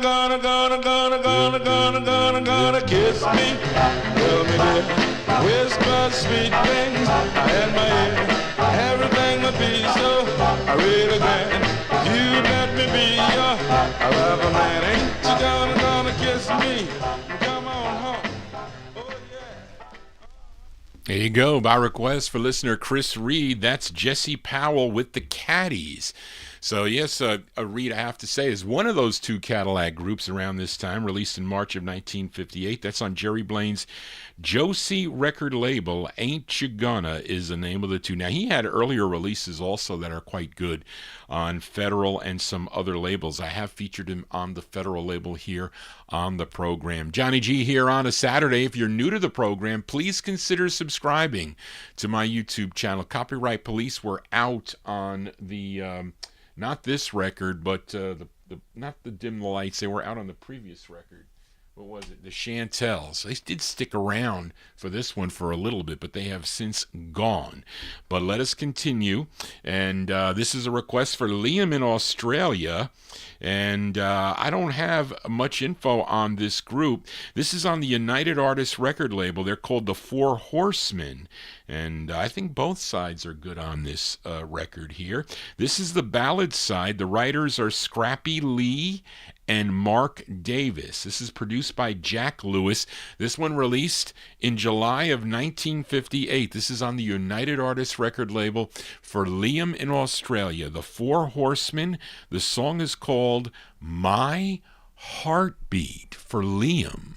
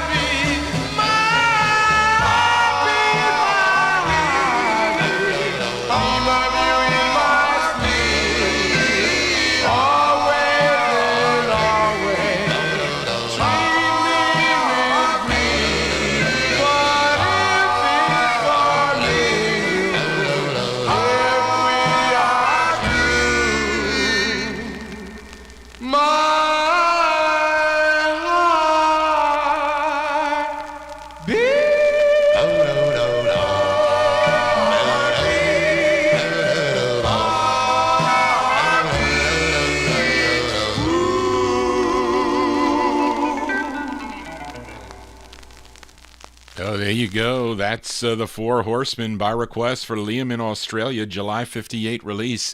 It's on the United Artists record label. My Heartbeat is the name of the tune. Matey likes that tune also. Maybe, Matey, you requested that at one point, because Matey's been sending Johnny G requests for a long time here on the Vinyltreasure show. And Tony Barcia in our YouTube chat room wants to hear the flip side here. Tony hasn't made many requests here, but we'll play it for Tony here. It's actually a good side, too. It's upbeat. The Four Horsemen, instant requests. I normally don't do instant requests, but I cut a couple records off anyway, so we'll play it. I'll go fast. The song is called A Long, Long Time. This is for Tony Barcia in our YouTube chat room. These are the Four Horsemen on United Artists. Boom, boom, boom, boom, boom, boom, boom, boom, boom, boom, boom, boom, boom, boom, boom, boom, boom.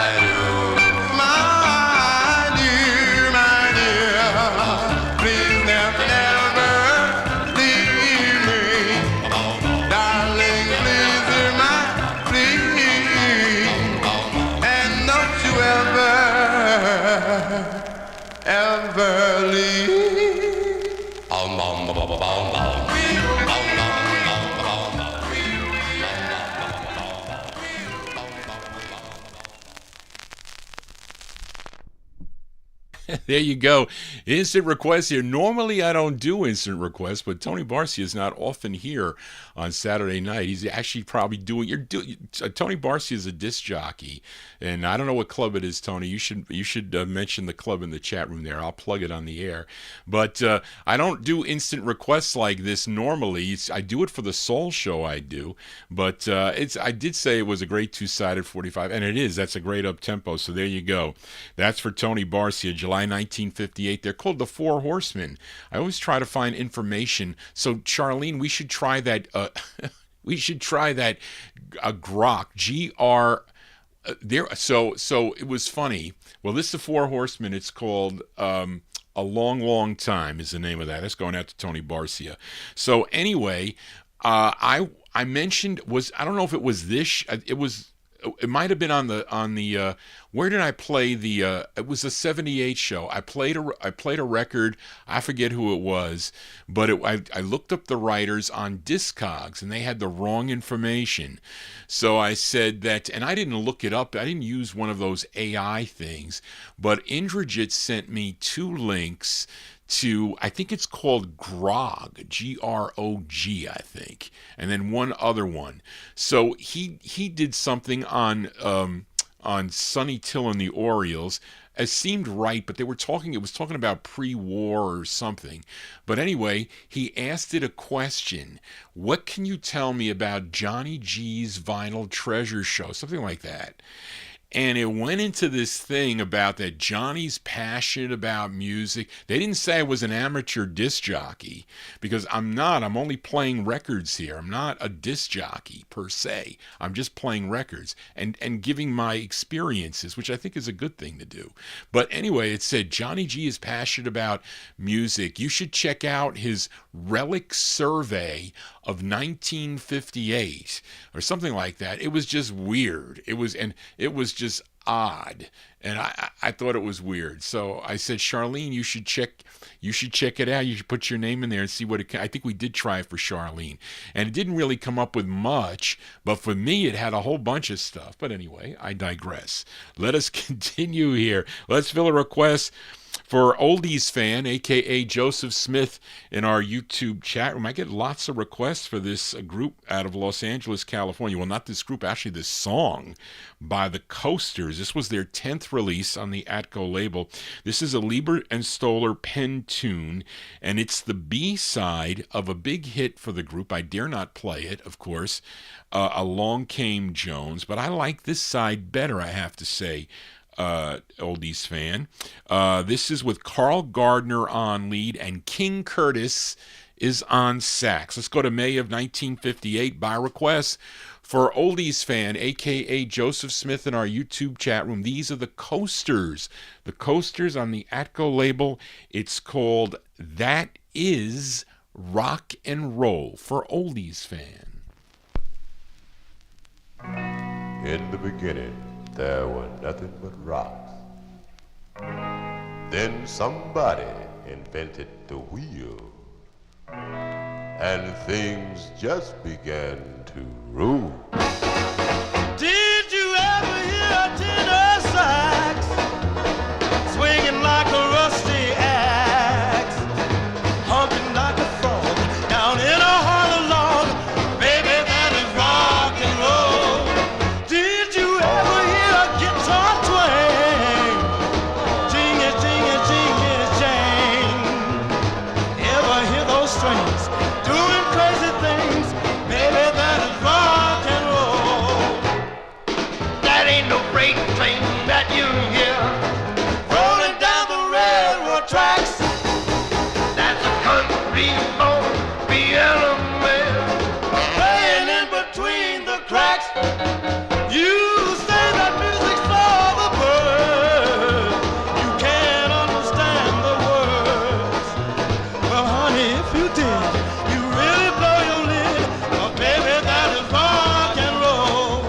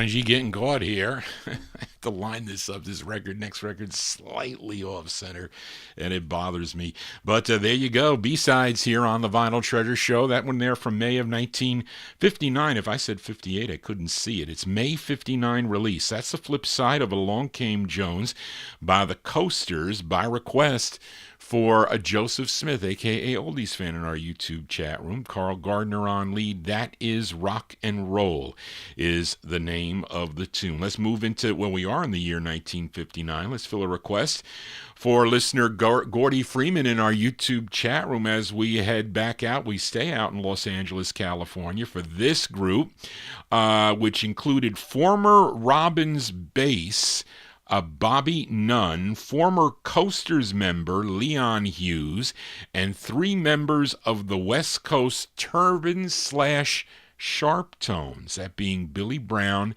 Bernard Carpenter, and Andre Goodwin. And collectively they were known as the Dukes. And Andre Goodwin wrote this tune, and he is on lead. This is from April of 1959. This is on Max Feartag's Flip label out of Los Angeles, California. The Dukes by request for Gordy Freeman. The song is called I Love You, The Dukes. I love you. Yes, I need you. Oh, and you need me too. So please, don't you leave me feeling blue.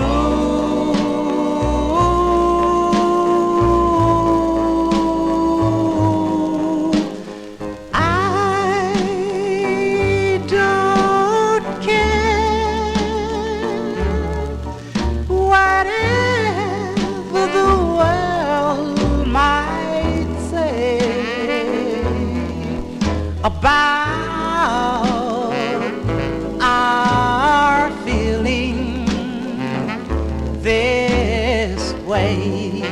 No, no, oh, I don't care if that sun doesn't shine. No, I don't care,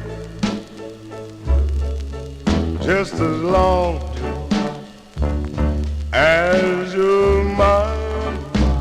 So hold, love me, never leave me, no, no, and swear you'll always be true.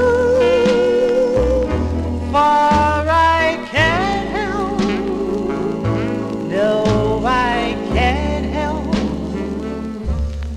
loving you.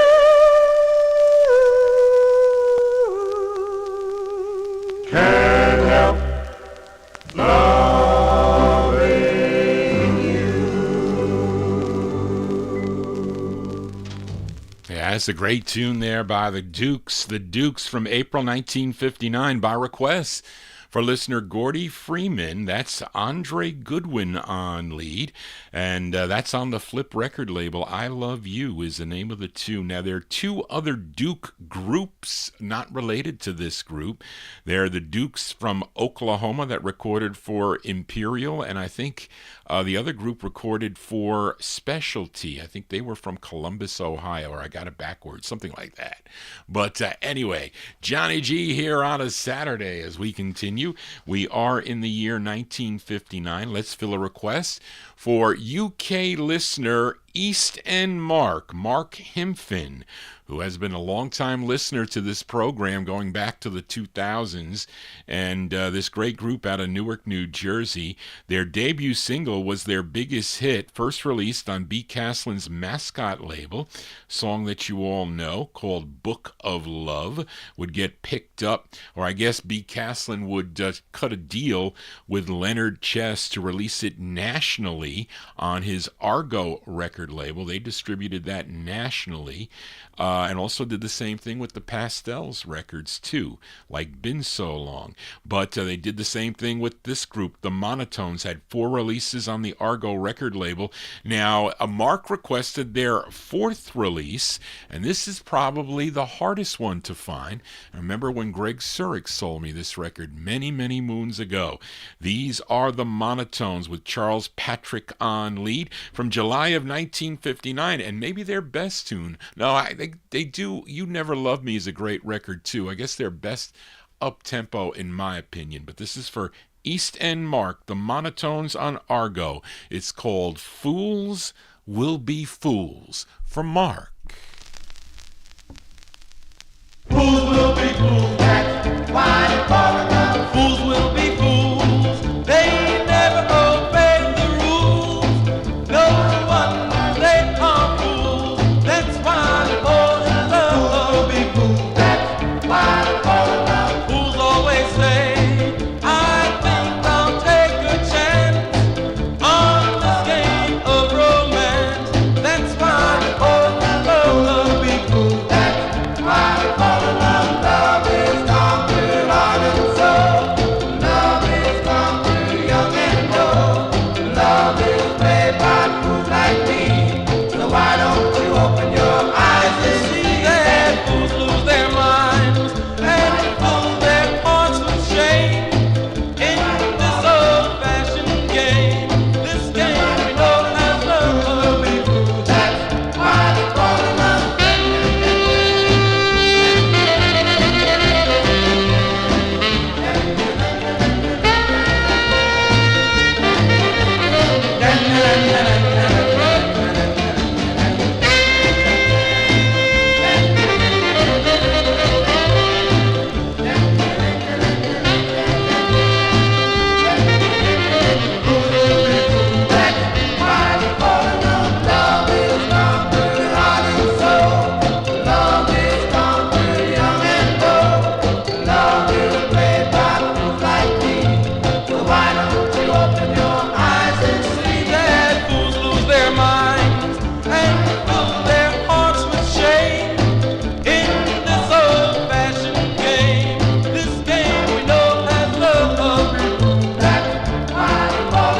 Will be fools, that's why they fall in love. That's the sound of the Monotones here on the Vinyl Treasure Show by request for Mark Hinfin in the UK. July 59, their final release for the Argo record label, Fools Will Be Fools, with Charles Patrick on lead. We continue here in 1959. Let's fill a request for Gary Hendren in Alabama. This group from Charleston, West Virginia, they have this release, lone release, on Glenn McKinney's Nauvoo label, which was out of West Portsmouth, Ohio. Now, the tune was written by the lead singer of the group. His name is Ron Brooks, by request for Gary in Alabama, July 1959. Let's give a listen to the Jades, Jades, the Jades on Nauvoo. It's called Walking All Alone. This is for Gary.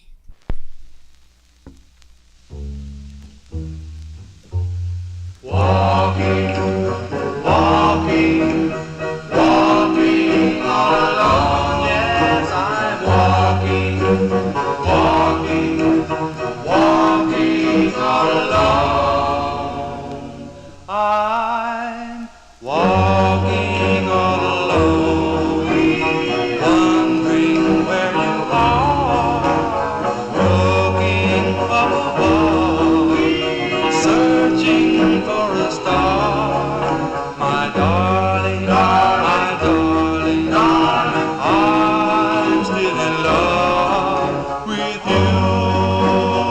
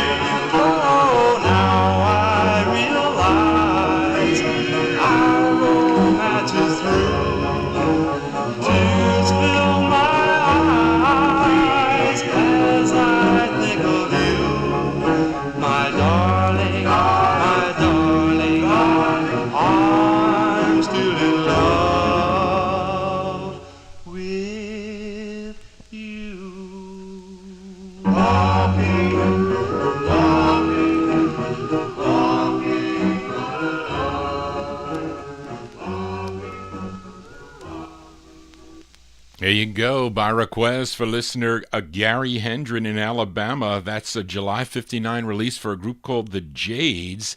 That's Ron Brooks on lead. That's on the Nauvoo record label. It's called Walking All Alone. That was a record that Jerry Diaz sold me. Have you ever dealt with Jerry Diaz? His prices, well, they could be a little high. They can. But he lured me in. He lured me in with he sold me the Wisdoms on Gaiety at a cheap price. I think he sold it to me for like $700, a nice mint copy. That comes on colored vinyl. I think that one was not on colored vinyl, but it was really a nice copy. So from that point on, I thought I was going to be getting great deals from him, but no. It was not. But anyway, we don't want to talk about Jerry Diaz. I hope he's doing well. I don't know if he's doing that well. But anyway, let us continue here. We are in the year 1959, and let's fill a request for listener Timothy. I was surprised that Timothy requested this record. I've never featured it here on the program. I've had it in the collection for a long time as we go back out to Los Angeles, California. Now, this gal was the sister to both Shirley Gunter and Cornell Gunter, of course, and she had one release that came out on George J's Arch Records, which was out of Hollywood, California, a tune written by, well, who's R. Hunter, Charlene? Oh, there you go, a.k.a. Cornell Gunter. Okay, that's good. So there you go. I didn't see that. It's arranged by Ed Brown and H.B. Barnum. So this is an early H.B. Barnum arranged tune. Let's go to March of 1959 and give a listen to Gloria Gunter. Gloria Gunter on the Arch label. This is going out to Timothy. It's called Your Love. Is that it? Yeah, Your Love Reminds Me. This is for Timothy.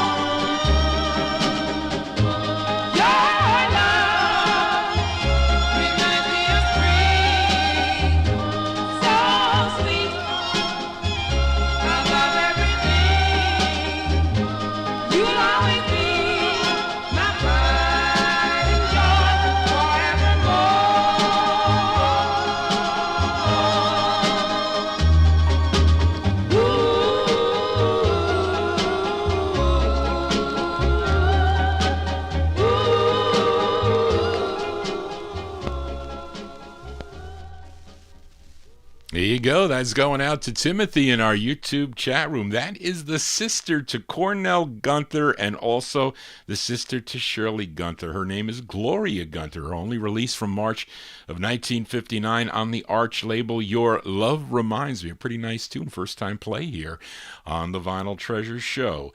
We are in the year 1959. Let's stay out on the West Coast. Lots of West Coast records tonight, folks, as this is a request for listener John Engstrom. It's a flip side request for John Engstrom. And last week I featured the other side of this by Sunny Night, a song called Dear Debbie. This was on the Jan Lar record label, and John also requested the flip side, so I don't know if this is around. Usually when John makes a request or asks me for a record, he can't find it anywhere, so he's going to probably tape it off my show, and that's okay, John. You can do that. And he's been very nice to me. He said, Johnny G, if there's any MP3 that you need, please, I will send it to you. So he is pretty nice with that. But I can't, some of the records I can't play because they don't fit the format of the show.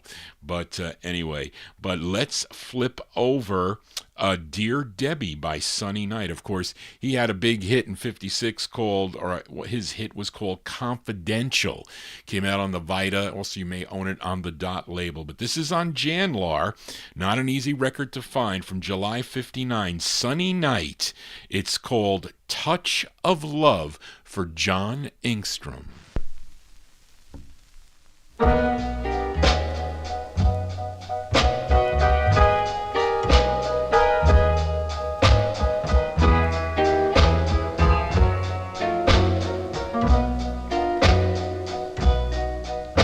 I traveled far and I traveled wide before I learned to believe that the touch of love is the sweetest touch that any man can receive. I thought about the life I led and the heartaches it could bring. It was then I knew that the touch of love could bring me everything. And then I met you, and my heart began to say that the touch of love, the touch of love at last has come your way.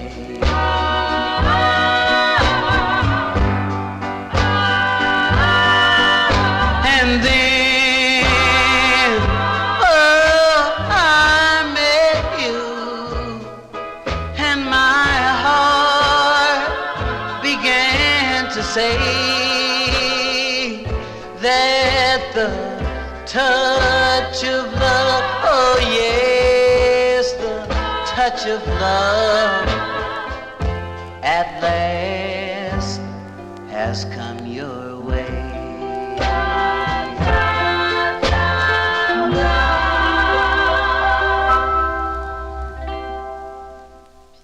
There you go, John Engstrom. That's a nice tune there by Sunny Night. Sunny Night from July 59. I don't know who the girls are in the background there, but they sounding good. That's on the Janlar record label. I have a couple records on that. I think the Cadets and maybe another one, but there you go. Touch of Love by Sunny Night. That's going out to John Engstrom. And we got one more record from the year 1959. This is a request for listener Amnon as we head to the Bronx, New York, to the Dice record label, who I say was really owned by Zell Sanders. She really ran it, but her daughter, Johnny Louise Richardson in paper own that label. And this is actually a cover tune. This song was first recorded by Dennis Brown and the Atomics, but they do a very nice version of this. It features Shirley Bryant on lead. This is from February of 1959. This group is called the Teen Clefs, and I think with their earlier release they recorded as the Avalons on the Dice label. And she was also in a duet that I have featured here on the program Shirley and Willie. But here she is doing lead on this from February 59 by request for listener Emnon. These are the Teen Clefs on Dice and their rendition of the tune Hiding My Tears, parentheses, with a smile for Emnon.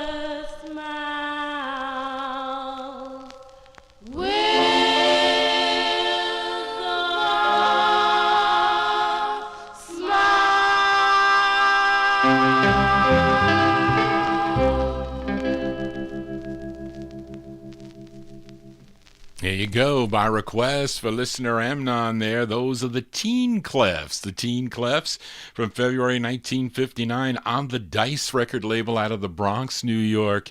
Hiding My Tears with a Smile. Their rendition of that tune. That is with Shirley Bryant on lead. Johnny G here. We're moving into the year 1960 now as we head to New Orleans, Louisiana, with a request for listener Tom Shaughnessy. This group had 3 releases for the Minute record label. Tom requested their first. It features Willie Harper on lead. This is from May of 1960. Let's give a listen to the Del Royals. The Del Royals on the Minute label for Tommy Shaughnessy. It's called Who Will Be the One? The Del Royals. Who will be the one to love me each day? Who will, when I cry, wash my tears away?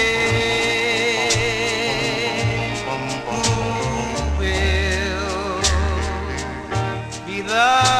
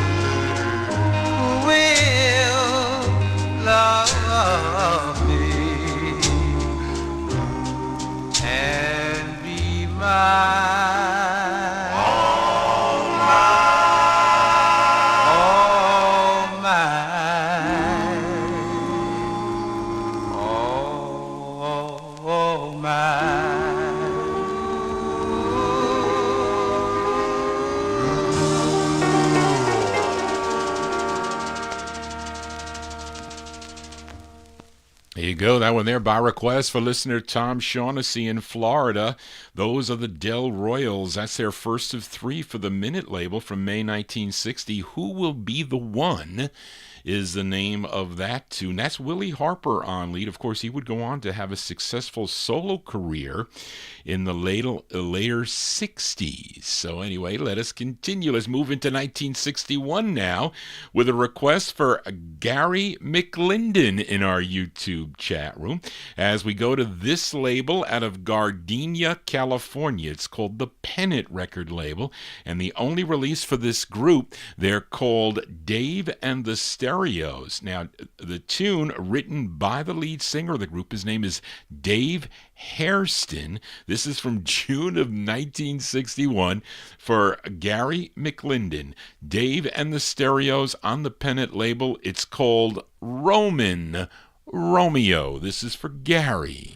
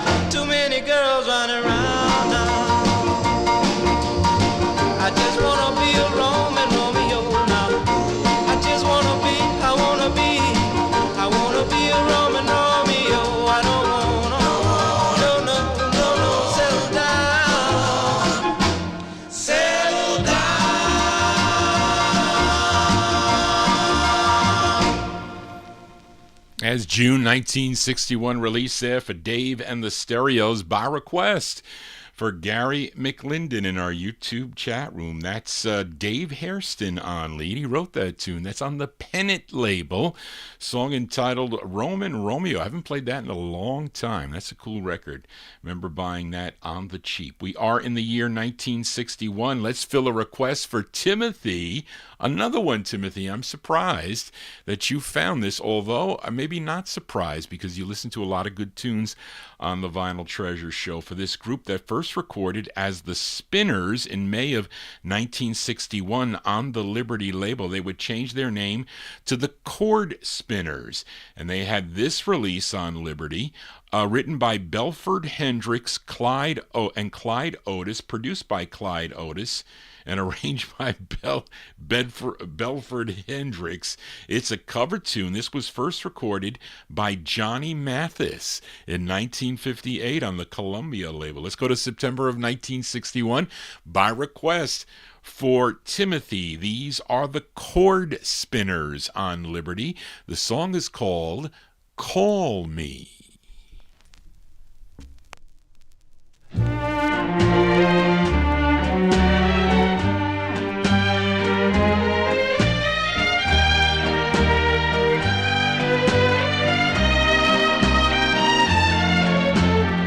Call me if your arms are lonely. Call me when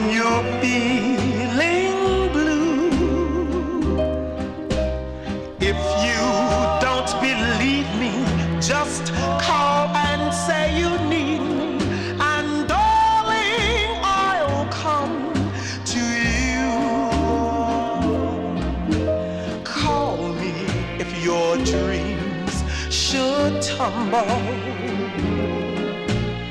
I will help you start anew. If you don't believe me, just call and say you need me, and darling, I'll run to you. Call me if things look hopeless and gray. I'll come and change the view. Call me when spring seems farthest away. I'll change the season for you. Call and say you want me near you. I'll be there before you're through. If you don't believe me, just call and say you need me, and darling, I'll fly to you.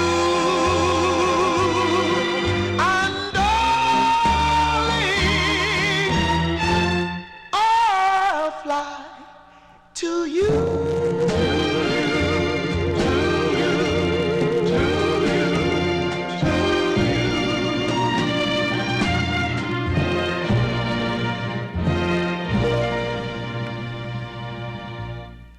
There you go. That one there going out to Timothy. Those are the Chord Spinners from September 1961.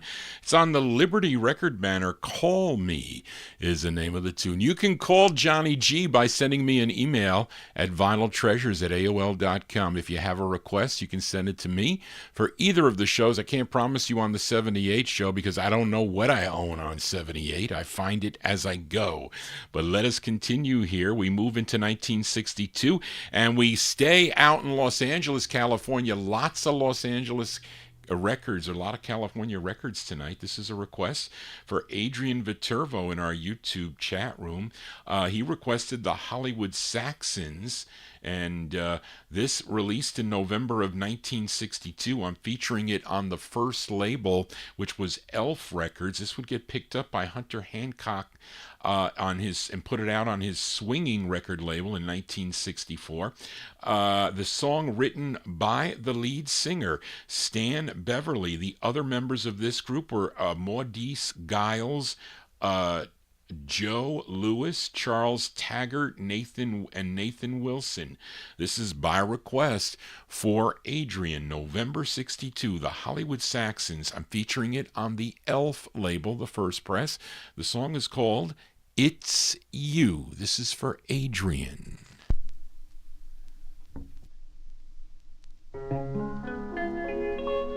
Oh, it's you.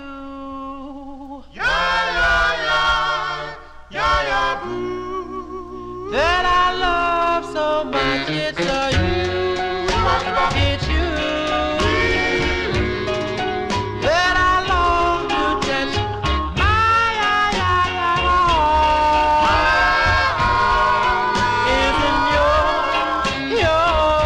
Yes, it's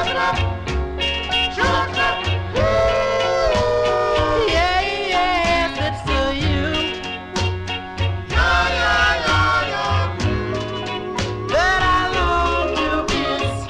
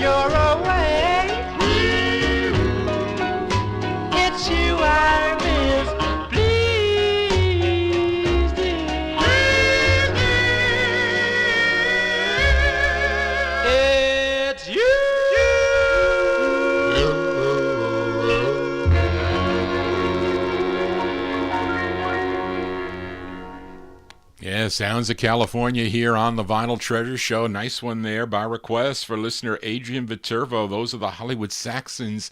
Stan Beverly on lead. He also wrote the tune, November 62. First press is on the Elf label. You could also get it on Swingin' Records. That's called It's You. 3 more 45s to go before we sign off here on the Vinyl Treasure Show. Let's move into 1963. Let's fill a request for listener David Silberg.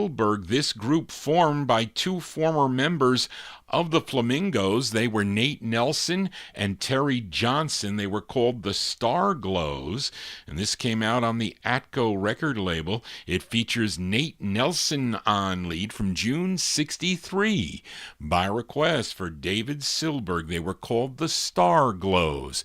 The song is called Walk Softly Away. This is for David.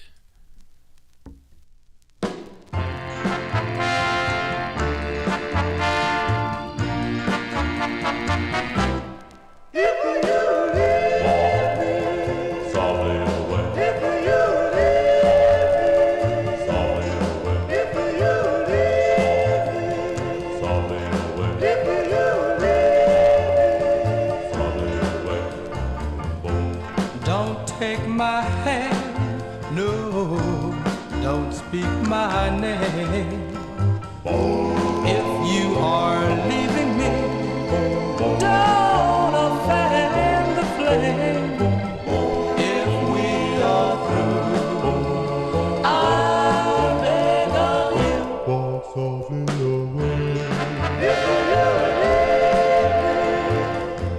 Don't come too near. Kiss me goodbye, or you will see the tears I'm trying to hide. If it must end, please be a friend. Walk softly away. I won't ask who, I won't ask why. It hurts too much to hear you say,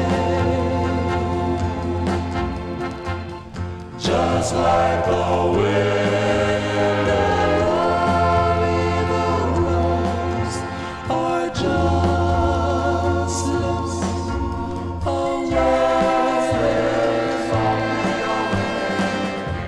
It's hard to believe that this could be, that you could say goodbye so easily. If this must be, do this for me. Walk softly away.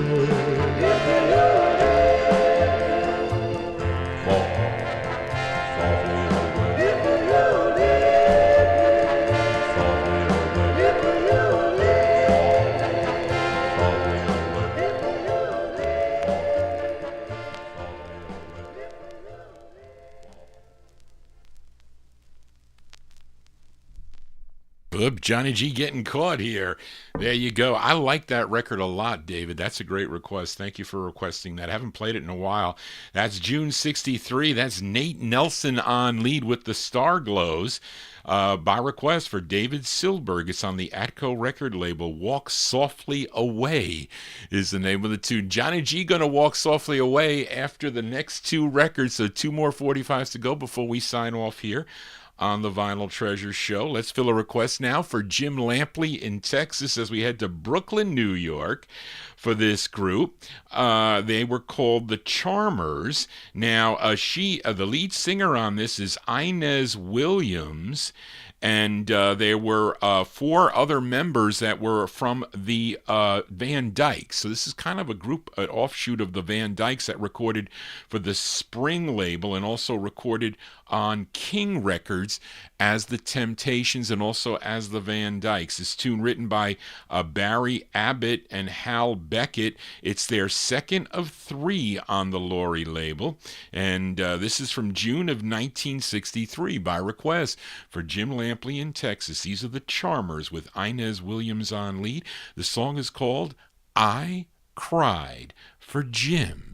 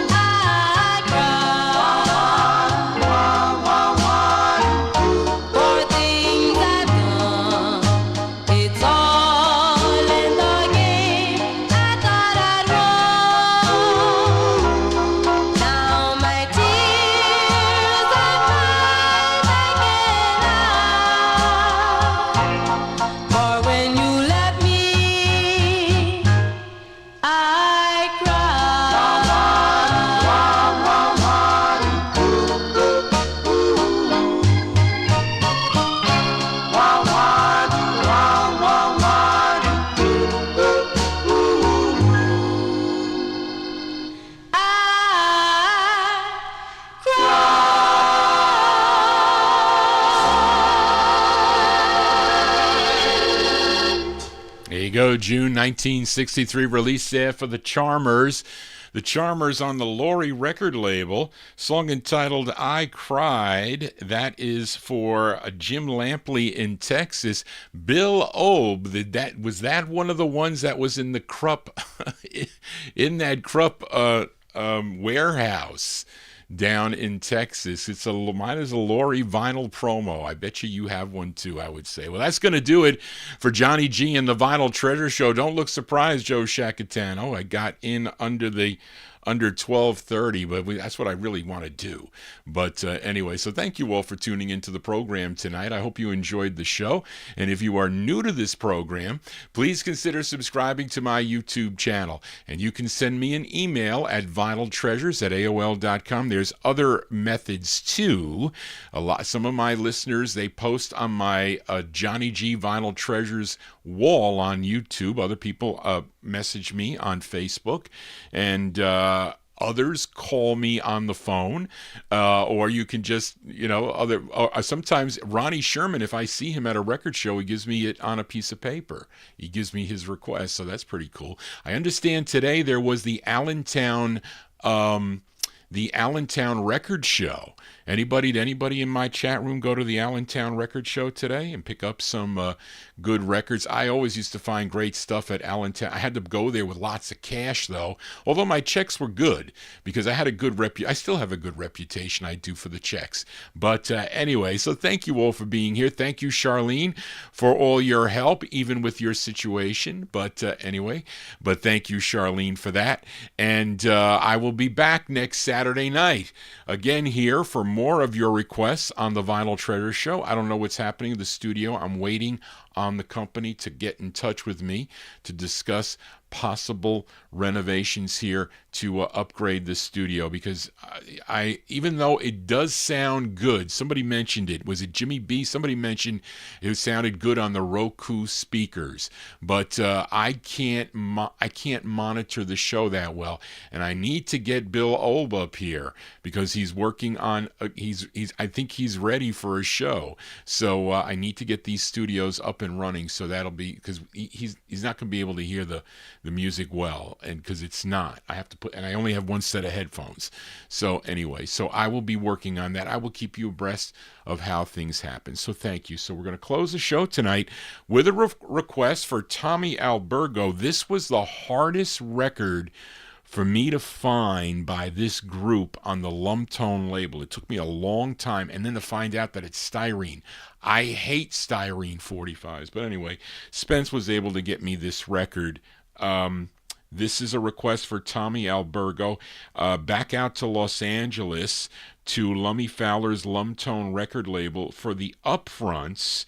Now, there were different variations of this group. This was the very last group to record. Now, I don't know. Let me see. It says here, the first group of upfronts, wait a minute, they had 5 releases on the label between 60 and 62. Then they broke up. Barry White was a member too, but they broke up, and then the label owner wanted to create another group called the Upfronts, and they released their very last single. Now, this new group of Upfronts previously recorded as the Precisions on the Highland label, if you know that song called 8 Reasons Why, which is a great record. But this came out in March of 1964 by request for Tommy Albergo, the Upfronts on Lumtone. It's called Most of the Pretty Young Girls. This is the hardest one to find by the group. Well, that's going to do it, folks. Johnny G is out of here. Hope you enjoyed the show. I'll see you next time right here on the Vinyl Treasure Show. Just want to say, everybody, don't forget to subscribe. So long. This is for Tommy Albergo.